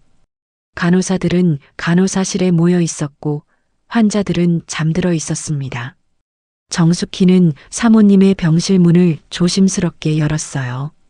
침대 옆 서랍에는 작은 보석함이 놓여 있었습니다. 정숙희는 떨리는 손으로 보석함을 열었어요. 안에는 다이아 반지가 반짝이고 있었습니다. 정숙희는 반지를 집어 주머니에 넣었어요. 가슴이 쿵쾅거렸지만 멈출 수 없었습니다. 다음 날 새벽 정숙희는 태양의 작업복이 걸려있는 탈의실로 향했습니다. 태양은 아직 출근 전이었어요. 정숙희는 태양의 작업복 주머니를 뒤져 그 안에 반지를 넣었습니다. 그리고 황급히 자리를 떠났어요. 손이 떨렸지만 이미 돌이킬 수 없었습니다. 오전 10시 태양은 평소처럼 VIP 병동 화분에 물을 주고 있었습니다. 하지만 마음은 복잡했어요. 어젯밤 김 회장에게서 들은 이야기가 계속 떠올랐습니다. 자신이 회장님의 손자라니. 믿기지 않았지만 DNA 검사 결과가 증명하고 있었어요. 태양은 물뿌리개를 들고 있는 손을 내려다봤습니다. 이 손이 정말 회장님과 이어진 핏줄일까요? 바로 그때 복도 끝에서 비명소리가 들렸습니다. 도둑이야. 내 다이아 반지가 없어졌어. VIP 병실에서 나온 소리였어요. 태양은 물뿌리개를 내려놓고 급히 달려갔습니다. 병실 문이 열려 있었고 안에서는 50대 사모님이 난리를 치고 있었어요. 간호사들이 당황한 표정으로 사모님을 진정시키려 했지만 소용없었습니다. 사모님의 얼굴은 붉게 상기되어 있었고 목소리는 점점 커졌어요. 곧 보안팀이 도착했고 병실을 수색하기 시작했어요. 서랍을 뒤지고 침대 밑을 확인하고 화장실까지 샅샅이 뒤졌습니다. 하지만 반지는 나오지 않았어요. 보안팀장이 간호사들에게 물었습니다. 누가 이 병실에 출입했느냐고요? 간호사가 차트를 확인하며 대답했습니다. 청소 직원이 아침 7시에 청소를 했고 시설관리팀의 박태양 씨가 8시에 화분에 물을 주러 왔다고요. 보안팀장의 시선이 태양에게 향했습니다. 태양은 당황하며 손사래를 쳤어요. 화분에만 물을 주고 나왔다고, 다른 곳은 절대 건드리지 않았다고 말했습니다. 하지만 사모님은 태양을 의심스러운 눈빛으로 쳐다봤습니다. 태양의 초라한 행색이 눈에 거슬렸어요. 사모님이 날카롭게 소리쳤습니다. 그 사람 몸 수색해봐요. 분명히 훔쳐간 게 틀림없어요. 보안팀장은 태양에게 다가왔습니다. 태양은 주머니를 뒤집어 보여주며 결백을 주장했어요. 지갑, 핸드폰, 손수건이 나왔습니다. 하지만 작업복 주머니를 확인하던 보안팀원이 갑자기 무언가를 꺼냈어요. 번쩍이는 다이아 반지였습니다. 태양의 눈이 커졌습니다. 이럴 수가 없었어요. 자신은 분명히 그 반지를 본 적도 없는데요. 태양은 황급히 손을 저으며 외쳤습니다. 아닙니다. 저는 절대 훔치지 않았어요. 누군가 제 주머니에 넣은 거예요. 복도에 모인 사람들이 수군거리기 시작했습니다. 의료진들의 시선이 따가웠어요. 태양은 억울함에 눈물이 났지만 아무도 믿어주지 않았습니다. 사모님은 비웃으며 당장 경찰에 신고하라고 소리쳤어요. 바로 그때 복도 끝에서 민재가 나타났습니다. 그는 소란을 듣고 온 것이었어요. 상황을 파악한 민재의 입가에 비웃음이 번졌습니다. 민재는 천천히 태양에게 다가와 차갑게 한마디 던졌어요. 그럼 그렇지. 근본 없는 놈이 도둑질이나 하지. 태양은 민재를 바라보며 애원하듯 말했습니다. 김 선생님, 저는 정말 안 했습니다. 믿어주세요. 하지만 민재는 코웃음을 쳤습니다. 그리고 보안팀장에게 지시했어요. 당장 해고 처리하고 경찰에 넘기라고요. 우리 병원 이미지에 해가 된다면서요. 태양은 무릎이 꺾이는 것 같았습니다. 억울함과 분노, 슬픔이 한꺼번에 밀려왔어요. 자신은 정말 아무것도 하지 않았는데 왜 아무도 믿어주지 않는 걸까요? 태양의 눈에서 눈물이 주르륵 흘러내렸습니다. 구석에서 이 광경을 지켜보던 정숙희는 안도의 한숨을 내쉬었습니다. 계획대로 되고 있었어요. 태양이 도둑으로 몰려 병원에서 쫓겨나면 회장님도 실망할 것입니다. 그러면 손자라는 사실을 쉽게 밝히지 못할 거예요. 정숙희의 손이 떨렸지만 그녀는 이를 악물었습니다. 이렇게라도 해야 민재를 지킬 수 있었어요. 보안팀이 태양을 끌고 가려는 순간 복도 끝에서 김 회장이 나타났습니다. 휠체어를 탄 채 비서가 밀어주고 있었어요. 김 회장의 얼굴은 굳어 있었습니다. 보안팀장이 황급히 상황을 설명했어요. VIP 병실에서 반지가 도난당했고 태양의 주머니에서 발견됐다고요. 김 회장의 눈빛이 흔들렸습니다. 김 회장은 태양을 바라봤습니다. 태양의 눈에는 눈물이 가득했어요. 하지만 그 눈빛은 여전히 맑고 정직해 보였습니다. 김 회장은 어젯밤 DNA 검사 결과를 떠올렸어요. 저 청년은 자신의 손자였습니다. 손자가 도둑질을 했을 리 없었어요. 하지만 증거는 명백했습니다. 태양의 주머니에서 반지가 나왔으니까요. 김 회장의 가슴이 찢어지는 것 같았습니다. 27년 만에 찾은 손자인데 이렇게 다시 의심해야 하는 걸까요? 김 회장은 떨리는 목소리로 물었습니다.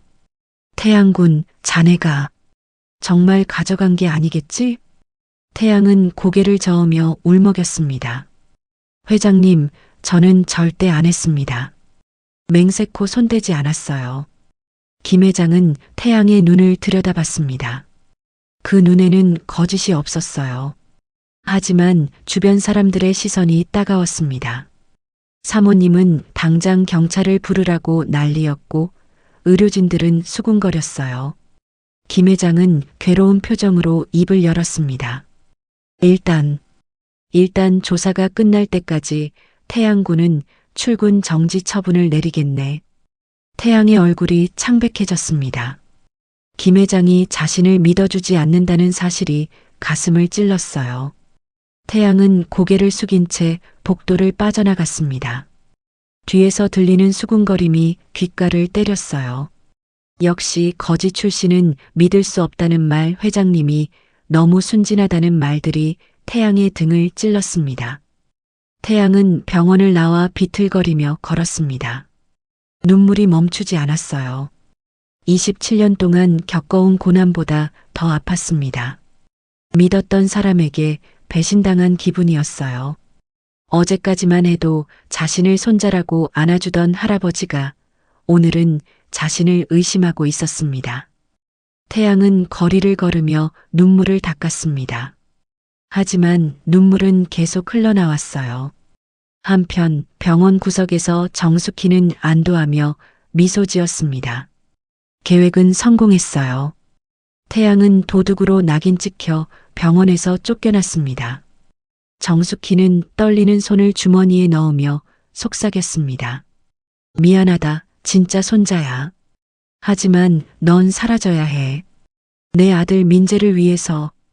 정숙희의 눈빛에는 비틀린 모성애가 가득했습니다. 태양은 병원을 나와 거리를 헤맸습니다. 발걸음은 무거웠고 방향도 없었어요. 그저 앞만 보고 걸었습니다. 지나가는 사람들의 어깨에 부딪혀도 느끼지 못했어요. 머릿속은 온통 아까 그 장면들로 가득했습니다. 회장님의 실망한 눈빛, 민재의 비웃음, 사람들의 수군거림, 모든 것이 태양을 짓눌렀어요. 태양은 공원 벤치에 주저앉았습니다. 손으로 얼굴을 감싸고 울었어요. 27년 동안 참았던 눈물이 쏟아져 나왔습니다. 보육원에서 나온 후 혼자 살아온 세월이 떠올랐어요. 폐지를 주우며 하루하루를 버텼던 시간들.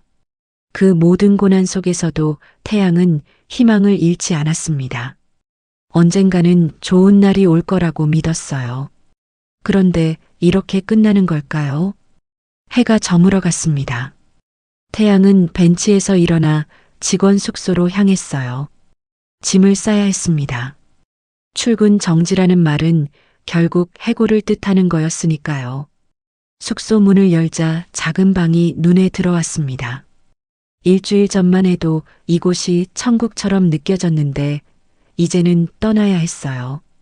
태양은 가방에 옷가지를 넣기 시작했습니다.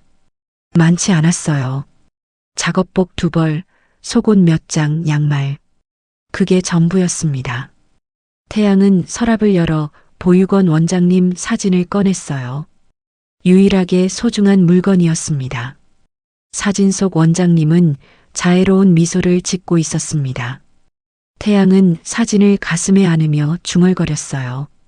원장님, 저 또 실패했어요. 이번엔 정말 잘 될 줄 알았는데. 그때 방문이 벌컥 열렸습니다. 시설관리팀 팀장이 들어왔어요.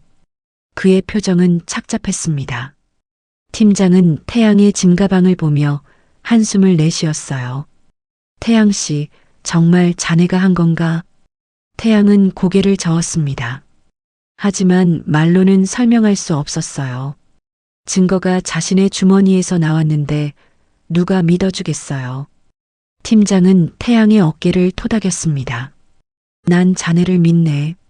하지만 어쩔 수 없구먼. 팀장이 나간 후 태양은 다시 짐을 쌌습니다. 20분쯤 지났을까요? 가방을 들고 방을 나서는데 복도에서 다른 직원들과 마주쳤어요. 그들은 태양을 피해 고개를 돌렸습니다. 아무도 인사하지 않았어요. 태양은 그저 묵묵히 걸었습니다.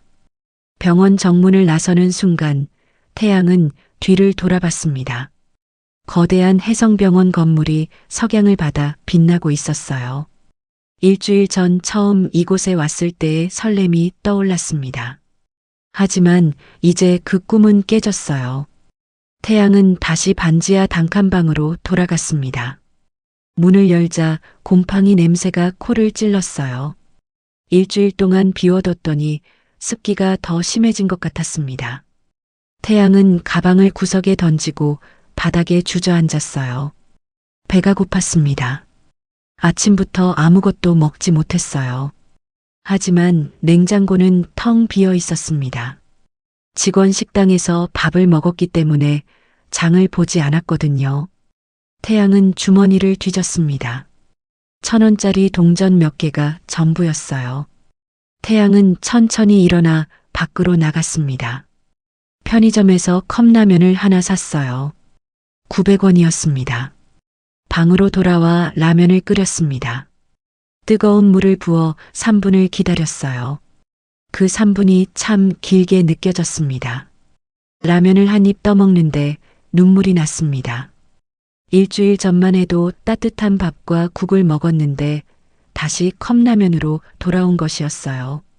태양은 라면을 다 먹고 누웠습니다. 천장을 바라보며 생각에 잠겼어요. 이제 어떻게 살아야 할까요? 다시 폐지를 주어야 할까요?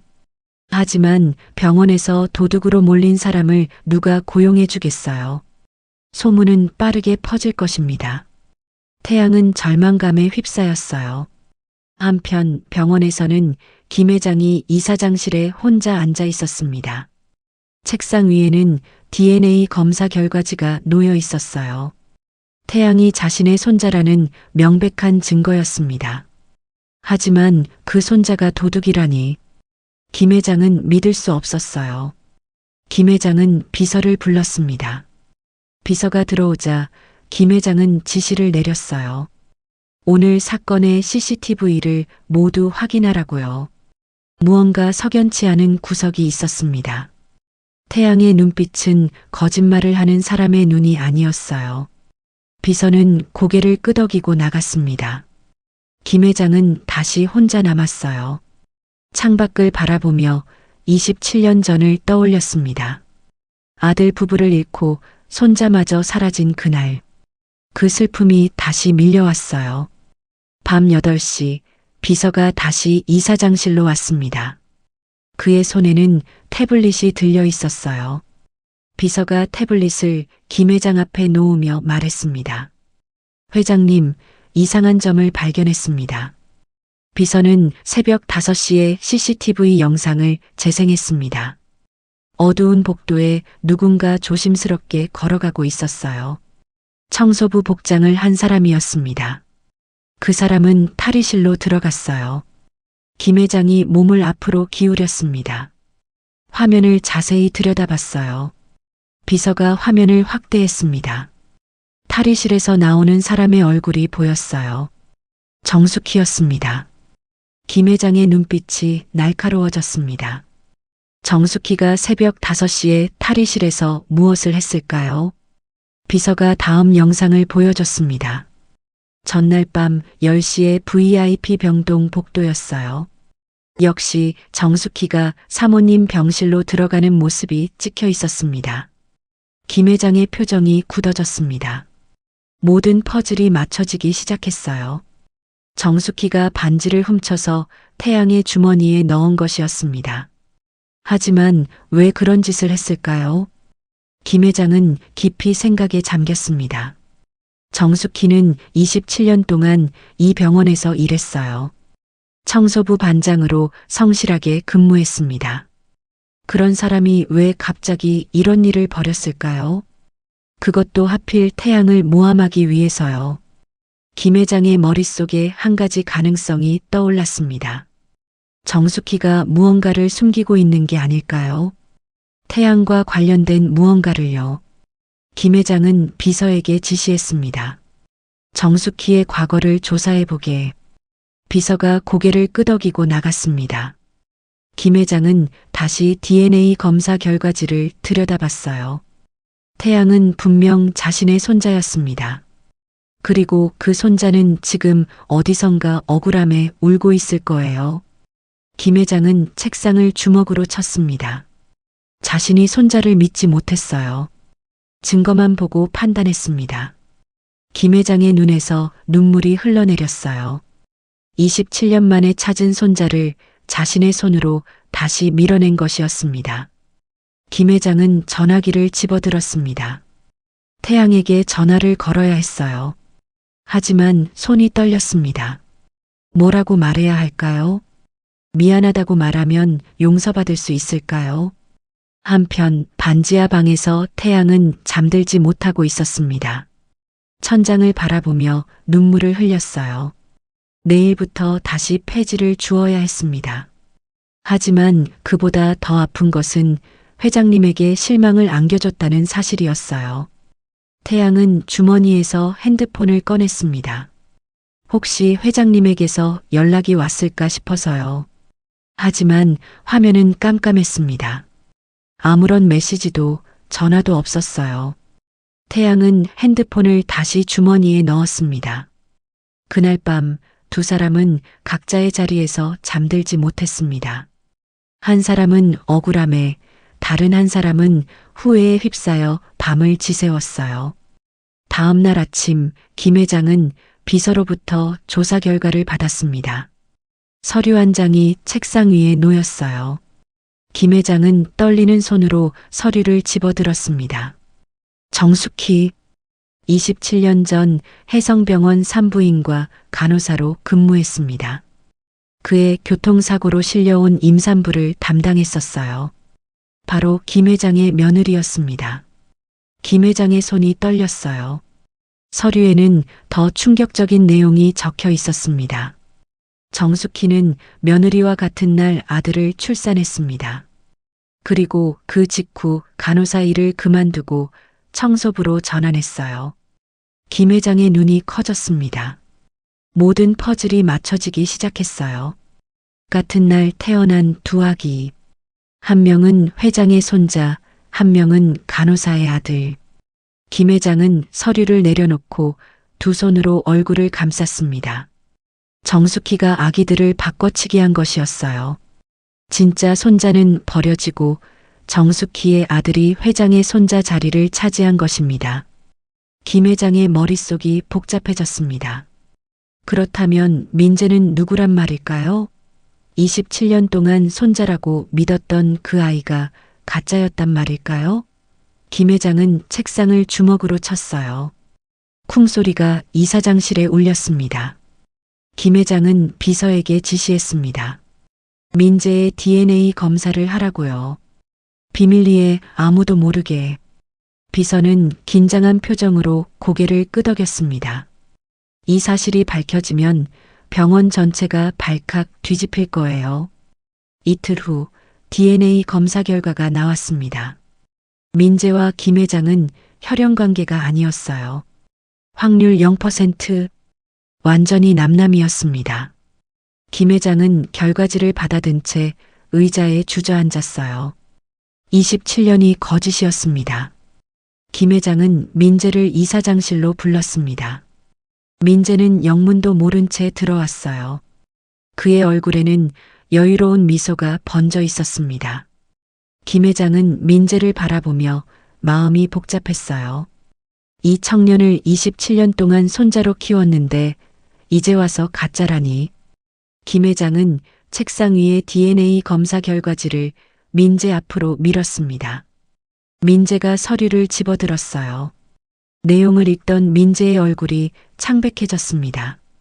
민재는 이게 무슨 상황인지 이해할 수 없다는 듯 목소리를 떨었습니다. 김 회장은 차갑게 그가 자신의 손자가 아니며 27년 전 바꿔치기 당했다는 사실을 밝혔습니다. 민재는 믿을 수 없다는 듯 고개를 저었지만 증거는 명백했습니다. 서류를 떨어뜨리고 뒤로 물러선 민재의 목소리는 절규에 가까웠습니다. 그럼 저는 누구란 말입니까?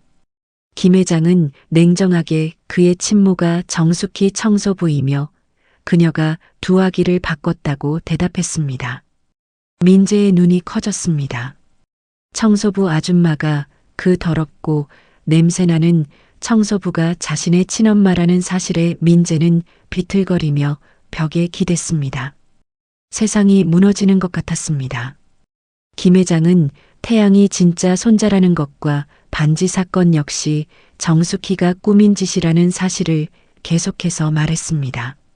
민재는 듣고 있었지만 아무것도 이해되지 않았어요. 머릿속이 하얗게 변했습니다. 당장 짐을 싸서 나가게. 자네는 더 이상 이 집안 사람이 아니야. 김 회장의 차가운 선언에 민재는 무릎이 꺾였습니다. 27년 동안 누려온 모든 것이 한순간에 사라지는 순간이었어요. 민재는 이사장실을 비틀거리며 나왔습니다. 복도를 걷는데 다리에 힘이 없었습니다. 민재는 벽에 기대섰습니다. 자신이 가짜라니, 회장의 손자가 아니라 청소부의 아들이라니. 민재의 눈에서 눈물이 흘러내렸습니다. 그때 복도 끝에서 정숙희가 청소도구를 들고 다가왔습니다. 민재는 정숙희를 보자마자 달려가 그녀의 멱살을 잡았습니다. 당신이 내 엄마라고? 당신이? 민재의 목소리는 분노로 가득 찼습니다. 정숙희는 놀라서 말을 잃었고 민재는 그녀를 거칠게 밀쳤습니다. 정숙희가 바닥에 넘어지며 청소도구가 사방으로 흩어졌습니다. 민재는 당신 때문에 인생이 망가졌다며 도대체 왜 자신을 낳았냐고 절규했습니다. 그의 울부짖음에 지나가던 사람들이 놀라서 쳐다봤어요. 정숙희는 바닥에 주저앉은 채 그저 아들이 잘 살기를 바랐다며 울며 용서를 빌었습니다. 하지만 민재는 듣지 않았습니다. 그는 정숙희를 내려다보며 비웃었습니다. 엄마라고 부르지 마. 당신은 내 엄마가 아니야. 민재는 차갑게 돌아섰고 정숙희는 바닥에서 일어나지 못했습니다. 27년 동안 지키려 했던 아들에게 버림받은 것이었습니다. 한편 김 회장은 태양에게 전화를 걸었습니다. 리어카를 끌던 태양은 지친 목소리로 전화를 받았습니다. 김 회장은 떨리는 목소리로 자신을 밝히며 지금 당장 병원으로 올 수 있겠냐고 물었습니다. 태양은 자신이 더 이상 그곳 직원이 아니라며 망설였습니다. 김 회장은 그런 태양의 말을 끊었습니다. 자네 결백이 밝혀졌네. 반지 사건은 누명이었어. 그리고 내가 자네한테 할 말이 있네. 태양의 가슴이 뛰기 시작했습니다. 결백이 밝혀졌다는 말에 태양은 리어카를 세워두고 병원으로 뛰어갔습니다. 숨이 찼지만 멈추지 않았어요. 병원에 도착한 태양은 이사장실로 올라갔습니다. 문을 열자 김 회장이 서 있었어요.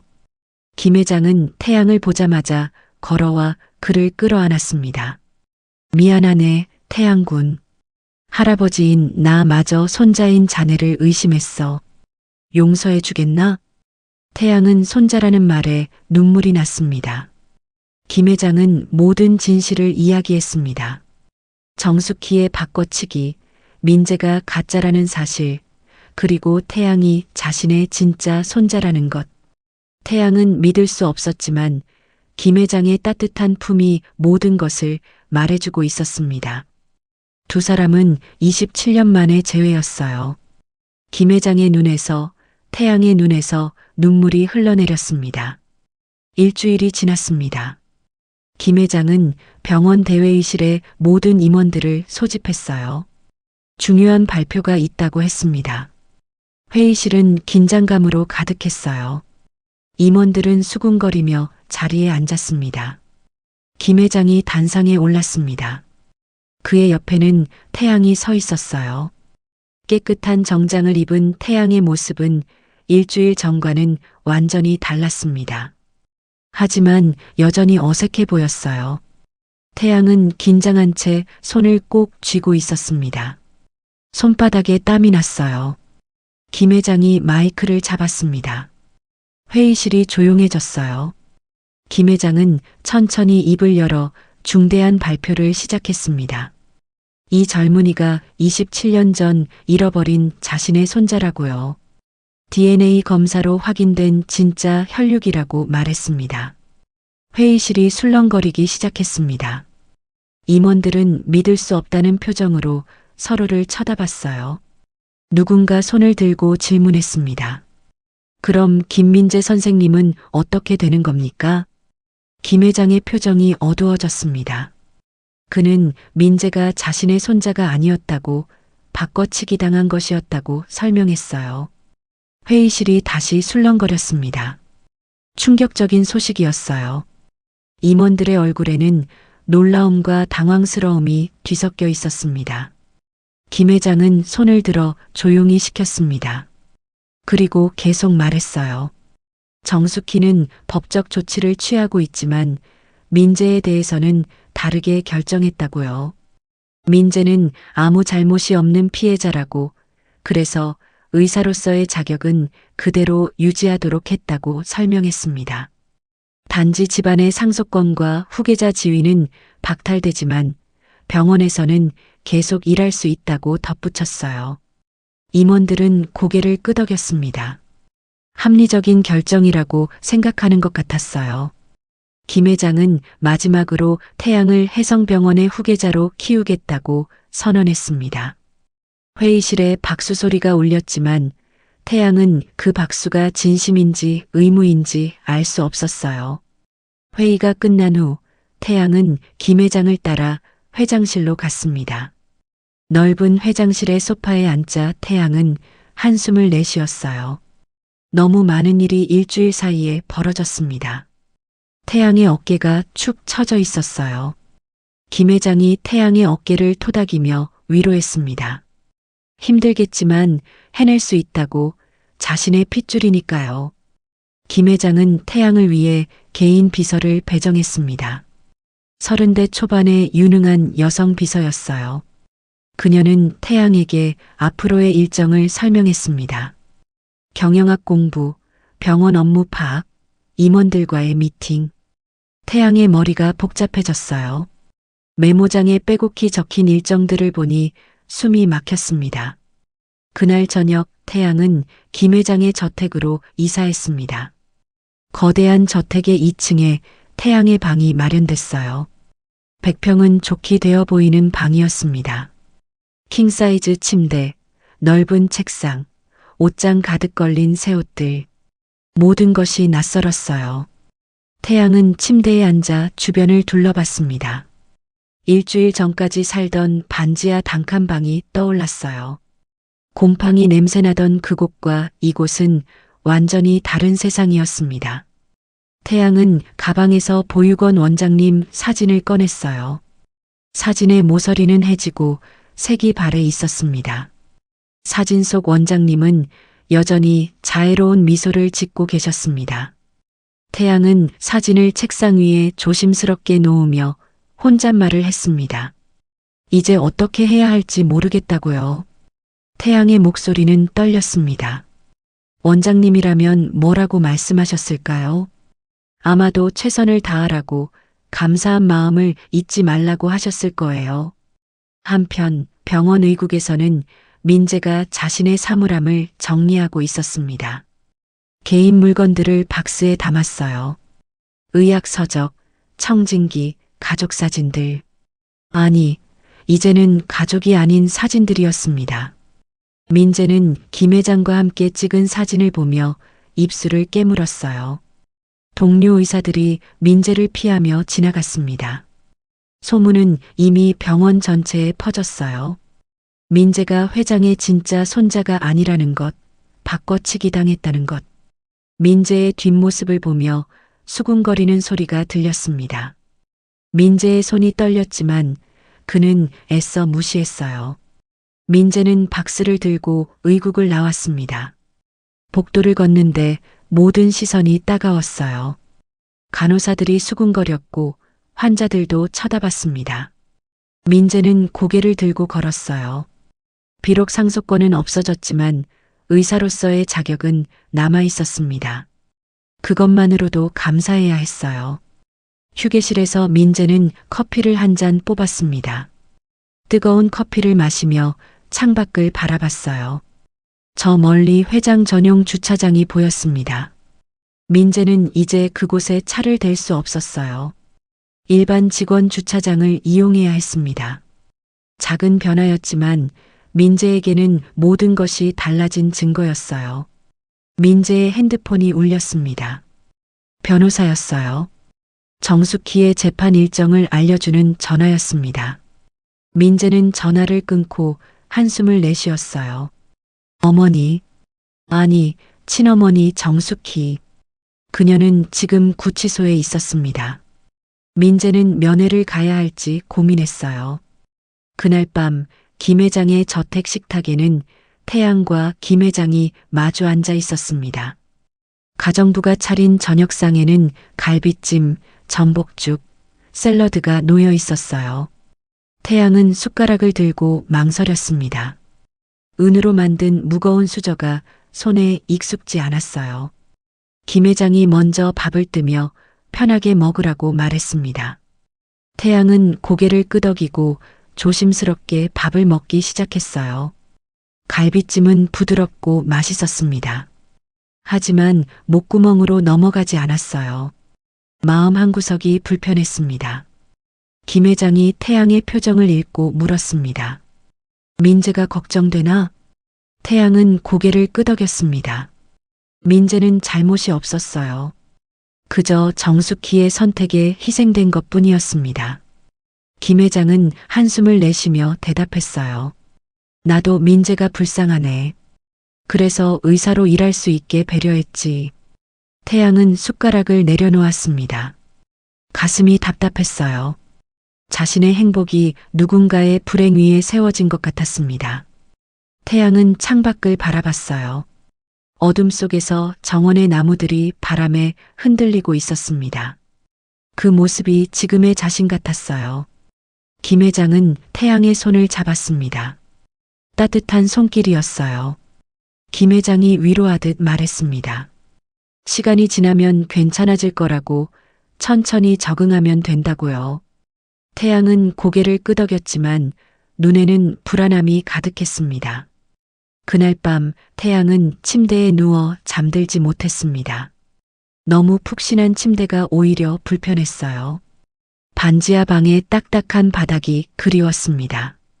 태양은 천장을 바라보며 생각했어요. 진짜 자신은 누구일까요? 폐지 줍던 태양일까요? 아니면 회장의 손자 태양일까요? 정체성의 혼란이 태양을 괴롭혔습니다. 3개월이 흘렀습니다. 태양은 아침 6시에 일어나 조깅을 하고 7시에 아침 식사를 했어요. 8시부터는 개인 교습을 받았습니다. 경영학, 의료행정, 영어 회화. 점심 식사 후에는 병원 각 부서를 돌며 업무를 배웠어요. 저녁에는 임원들과의 저녁 모임이 있었습니다.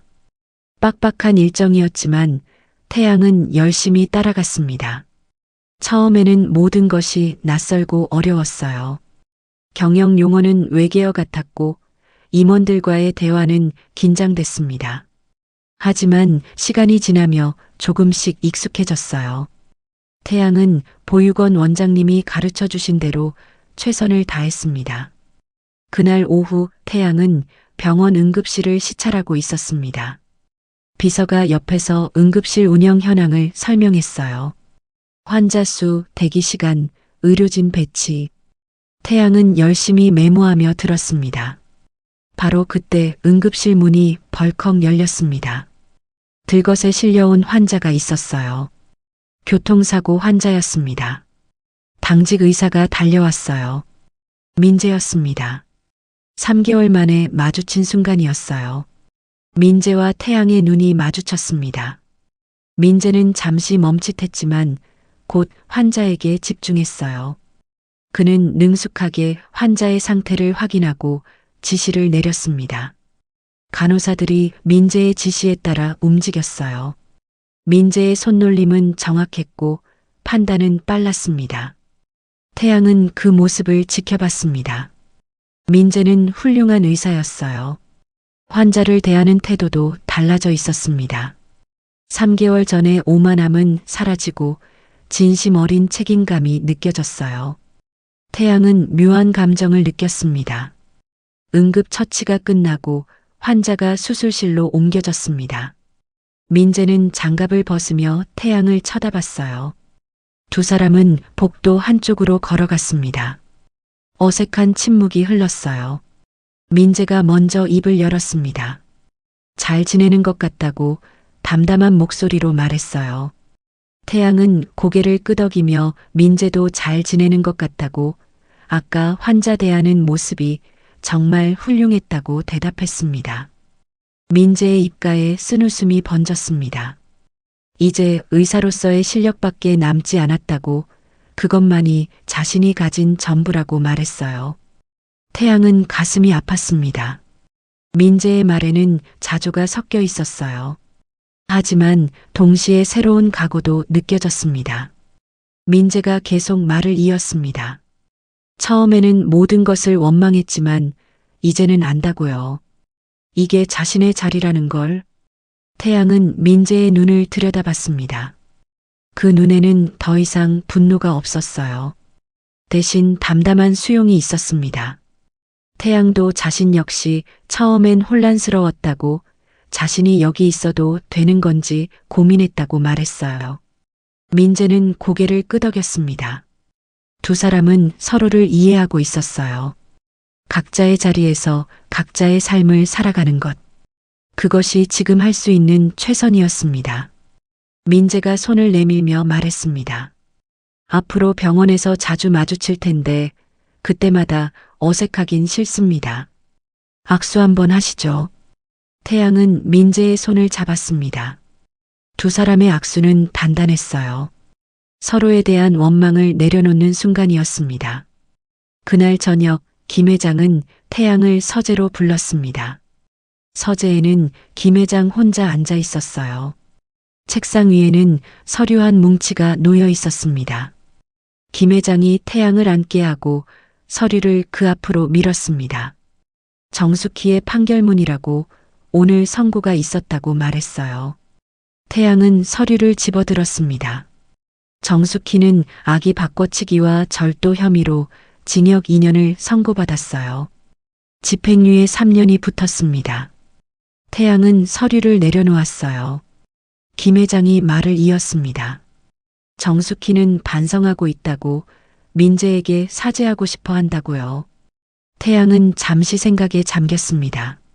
정숙희, 자신을 버린 사람이지만 동시에 27년 동안 민재를 지키려 애쓴 사람이기도 했어요. 태양이 김 회장에게 정숙희를 한번 만나볼 수 있겠냐고 물었습니다. 김 회장의 눈빛이 흔들렸습니다. 태양이 정숙희를 만나고 싶다니. 김 회장은 잠시 망설이다가 고개를 끄덕였어요. 이틀 후 태양은 구치소 면회실에 앉아 있었습니다. 유리 너머로 정숙희가 들어왔어요. 정숙희는 3개월 사이에 더 늙어 보였습니다. 머리카락은 백발이 섞였고 얼굴은 수척했어요. 정숙희는 태양을 보자마자 눈물을 흘렸습니다. 그녀는 유리창에 손을 댔어요. 떨리는 손이었습니다. 미안하다고, 정말 미안하다고 갈라진 목소리로 말했어요. 태양은 정숙희를 바라보며 복잡한 감정을 느꼈습니다. 분노보다는 연민이 더 컸어요. 태양이 물었습니다. 왜 그랬냐고, 왜 자신을 버렸냐고요. 정숙희는 고개를 떨구었습니다.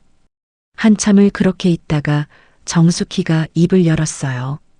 자신이 가난했다고, 민재를 가난하게 키우고 싶지 않았다고, 회장의 손자로 만들면 잘 살 수 있을 거라 생각했다고 말했습니다. 하지만 그게 얼마나 큰 죄인지 몰랐다고 떨리는 목소리로 고백했어요. 정숙희의 눈물이 계속 흘러내렸습니다. 태양은 정숙희를 보며 생각했어요. 이 사람도 피해자였을지 모른다고. 가난과 욕망에 짓눌려 잘못된 선택을 한 사람이었다고요. 태양이 차분하게 말했습니다. 저는 아줌마를 용서할 수 없어요. 하지만 미워하지도 않을 거예요. 정숙희는 고개를 들었습니다. 태양은 계속 말했어요. 민재 선생님은 훌륭한 의사가 되어 있었다고, 아줌마가 원하던 대로 잘 자랐다고, 그걸로 됐다고요. 정숙희는 소리내어 울기 시작했습니다. 태양은 자리에서 일어났어요. 더 이상 할 말은 없었습니다. 태양은 면회실을 나왔어요. 그날 밤 김 회장의 저택 거실에는 태양과 김 회장이 앉아 있었습니다. 벽난로에 불이 타오르고 있었어요. 따뜻한 불빛이 두 사람을 비췄습니다. 김 회장이 포도주 2잔을 따랐습니다. 태양에게 한 잔을 건네며 대단하다고, 정숙희를 만나고도 담담하다고 말했어요. 태양은 포도주를 한 모금 마셨습니다. 씁쓸했지만 목 넘김은 부드러웠어요. 태양이 대답했습니다. 원망해봤자 달라지는 건 없다고, 오히려 자신은 운이 좋았다고, 할아버지를 만났으니까요. 김 회장의 눈가가 촉촉해졌습니다. 그는 태양의 손을 잡으며 자신도 운이 좋았다고, 태양 같은 손자를 되찾았으니까요. 두 사람은 말없이 포도주를 마셨습니다. 벽난로의 불꽃이 타닥타닥 소리를 냈어요. 그 소리가 편안했습니다. 3일 후 해성병원 대강당에서는 신입의사 환영식이 열렸습니다. 태양도 참석했어요. 후계자로서 신입의사들에게 격려사를 해야 했습니다. 태양은 단상에 올라 마이크 앞에 섰어요. 태양이 입을 열었습니다. 저는 3달 전까지 폐지를 줍던 사람이었습니다. 대강당이 술렁거렸습니다. 태양은 담담하게 자신의 이야기를 시작했어요.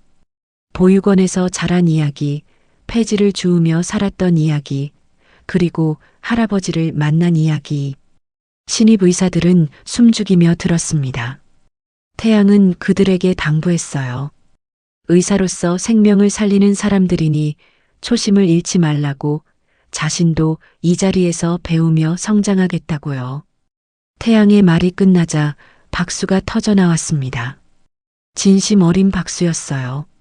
뒤편에 서 있던 민재도 박수를 치고 있었습니다. 그의 얼굴에는 미소가 번져 있었어요. 환영식이 끝난 후 태양은 병원 옥상 정원으로 올라갔습니다. 3달 전 할아버지와 처음 산책하던 그곳이었어요. 가을 햇살이 따스하게 내리쬐고 있었습니다. 태양은 난간에 기대 서서 병원을 내려다봤습니다. 저 아래서 사람들이 바쁘게 움직이고 있었어요. 환자들, 의사들, 간호사들. 모두가 자신의 자리에서 최선을 다하고 있었습니다. 태양은 주머니에서 보육원 원장님 사진을 꺼냈습니다. 이제는 지갑에 넣고 다니는 작은 사진이었어요. 사진 속 원장님은 여전히 따뜻하게 웃고 계셨습니다. 태양이 사진을 향해 속삭였습니다. 이제 괜찮다고, 제자리를 찾았다고요. 태양의 목소리는 평온했습니다. 더 이상 불안하거나 두렵지 않았어요. 이곳이 자신의 자리였고 이 사람들이 자신의 가족이었습니다. 태양은 사진을 다시 지갑에 넣고 미소 지었어요. 1년이 흘러 태양은 28살의 나이에 해성병원 부원장으로 임명되었습니다. 처음에는 반대가 심했지만 1년간의 성실함과 열정으로 모두를 설득했어요. 이제 태양은 넓은 부원장실에서 경영 서류를 결제하는 자신을 보며 감개무량했습니다. 그날 오전 병원 로비에서는 특별한 전시물 제막식이 있었습니다. 유리관 안에 전시된 것은 다름 아닌 부서진 리어카 바퀴였죠. 생명을 구하는 일에 귀천은 없습니다라고 적힌 명패를 읽으며 태양의 가슴은 뜨거워졌습니다. 김 회장은 지팡이를 짚고 태양의 옆에 서서 내 덕분에 내가 여기 서 있네라며 진심으로 고마워했어요. 점심시간 태양은 임원 식당 대신 직원 식당에서 밥을 먹었습니다. 거기서 민재를 만났습니다. 민재는 태양에게 부원장 취임을 축하했고 태양은 여전히 그를 태양이라고 불러달라며 미소 지었어요. 이제 상속권 경쟁자는 아니었지만 둘은 서로를 이해하고 존중하는 동료가 되어 있었습니다. 태양은 응급실을 순회하며 청소 직원에게도 공손히 인사했습니다. 가장 낮은 곳에서의 경험을 잊지 않았던 것이죠. 3년이 흐르자 31살의 태양은 해성병원 이사장실에 앉아 있었습니다. 그의 책상 위 신문에는 저소득층 무료 진료 확대라는 기사가 실려 있었어요. 이는 태양이 추진한 핵심 사업이었죠. 민재는 이사장실로 찾아와 우리 둘 다 어려운 시절을 겪었잖아요. 그래서 더 이해하게 됐어요. 라는 태양의 말에 고개를 끄덕였습니다. 그날 저녁 태양은 정원 벤치에서 노을을 바라보는 김 회장을 찾았습니다. 김 회장은 태양의 손을 잡고 태양아, 내 덕분에 내 인생이 완성됐어라고 고백했어요. 태양은 할아버지의 손을 꼭 쥐며 말없이 마음을 나눴습니다. 밤이 되어 태양은 자신의 방에서 보육원 원장님 사진을 들여다보았습니다. 태양은 속삭였습니다. 잘 살고 있어요. 원장님 가르침대로. 27년 전 버려졌던 아기는 이제 수많은 생명을 지키는 이사장이 되었고 폐지를 줍던 손은 희망을 나누는 손이 되었습니다. 혼란스러웠던 과거는 끝났고 진짜 가족이 함께하는 새로운 삶이 영원히 이어지고 있었습니다. 오늘 사연 마음에 와닿으셨나요?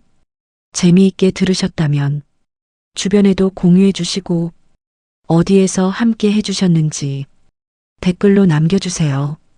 여러분의 한마디 한마디가 큰 힘이 됩니다. 오늘도 건강하고 따뜻한 하루 보내세요.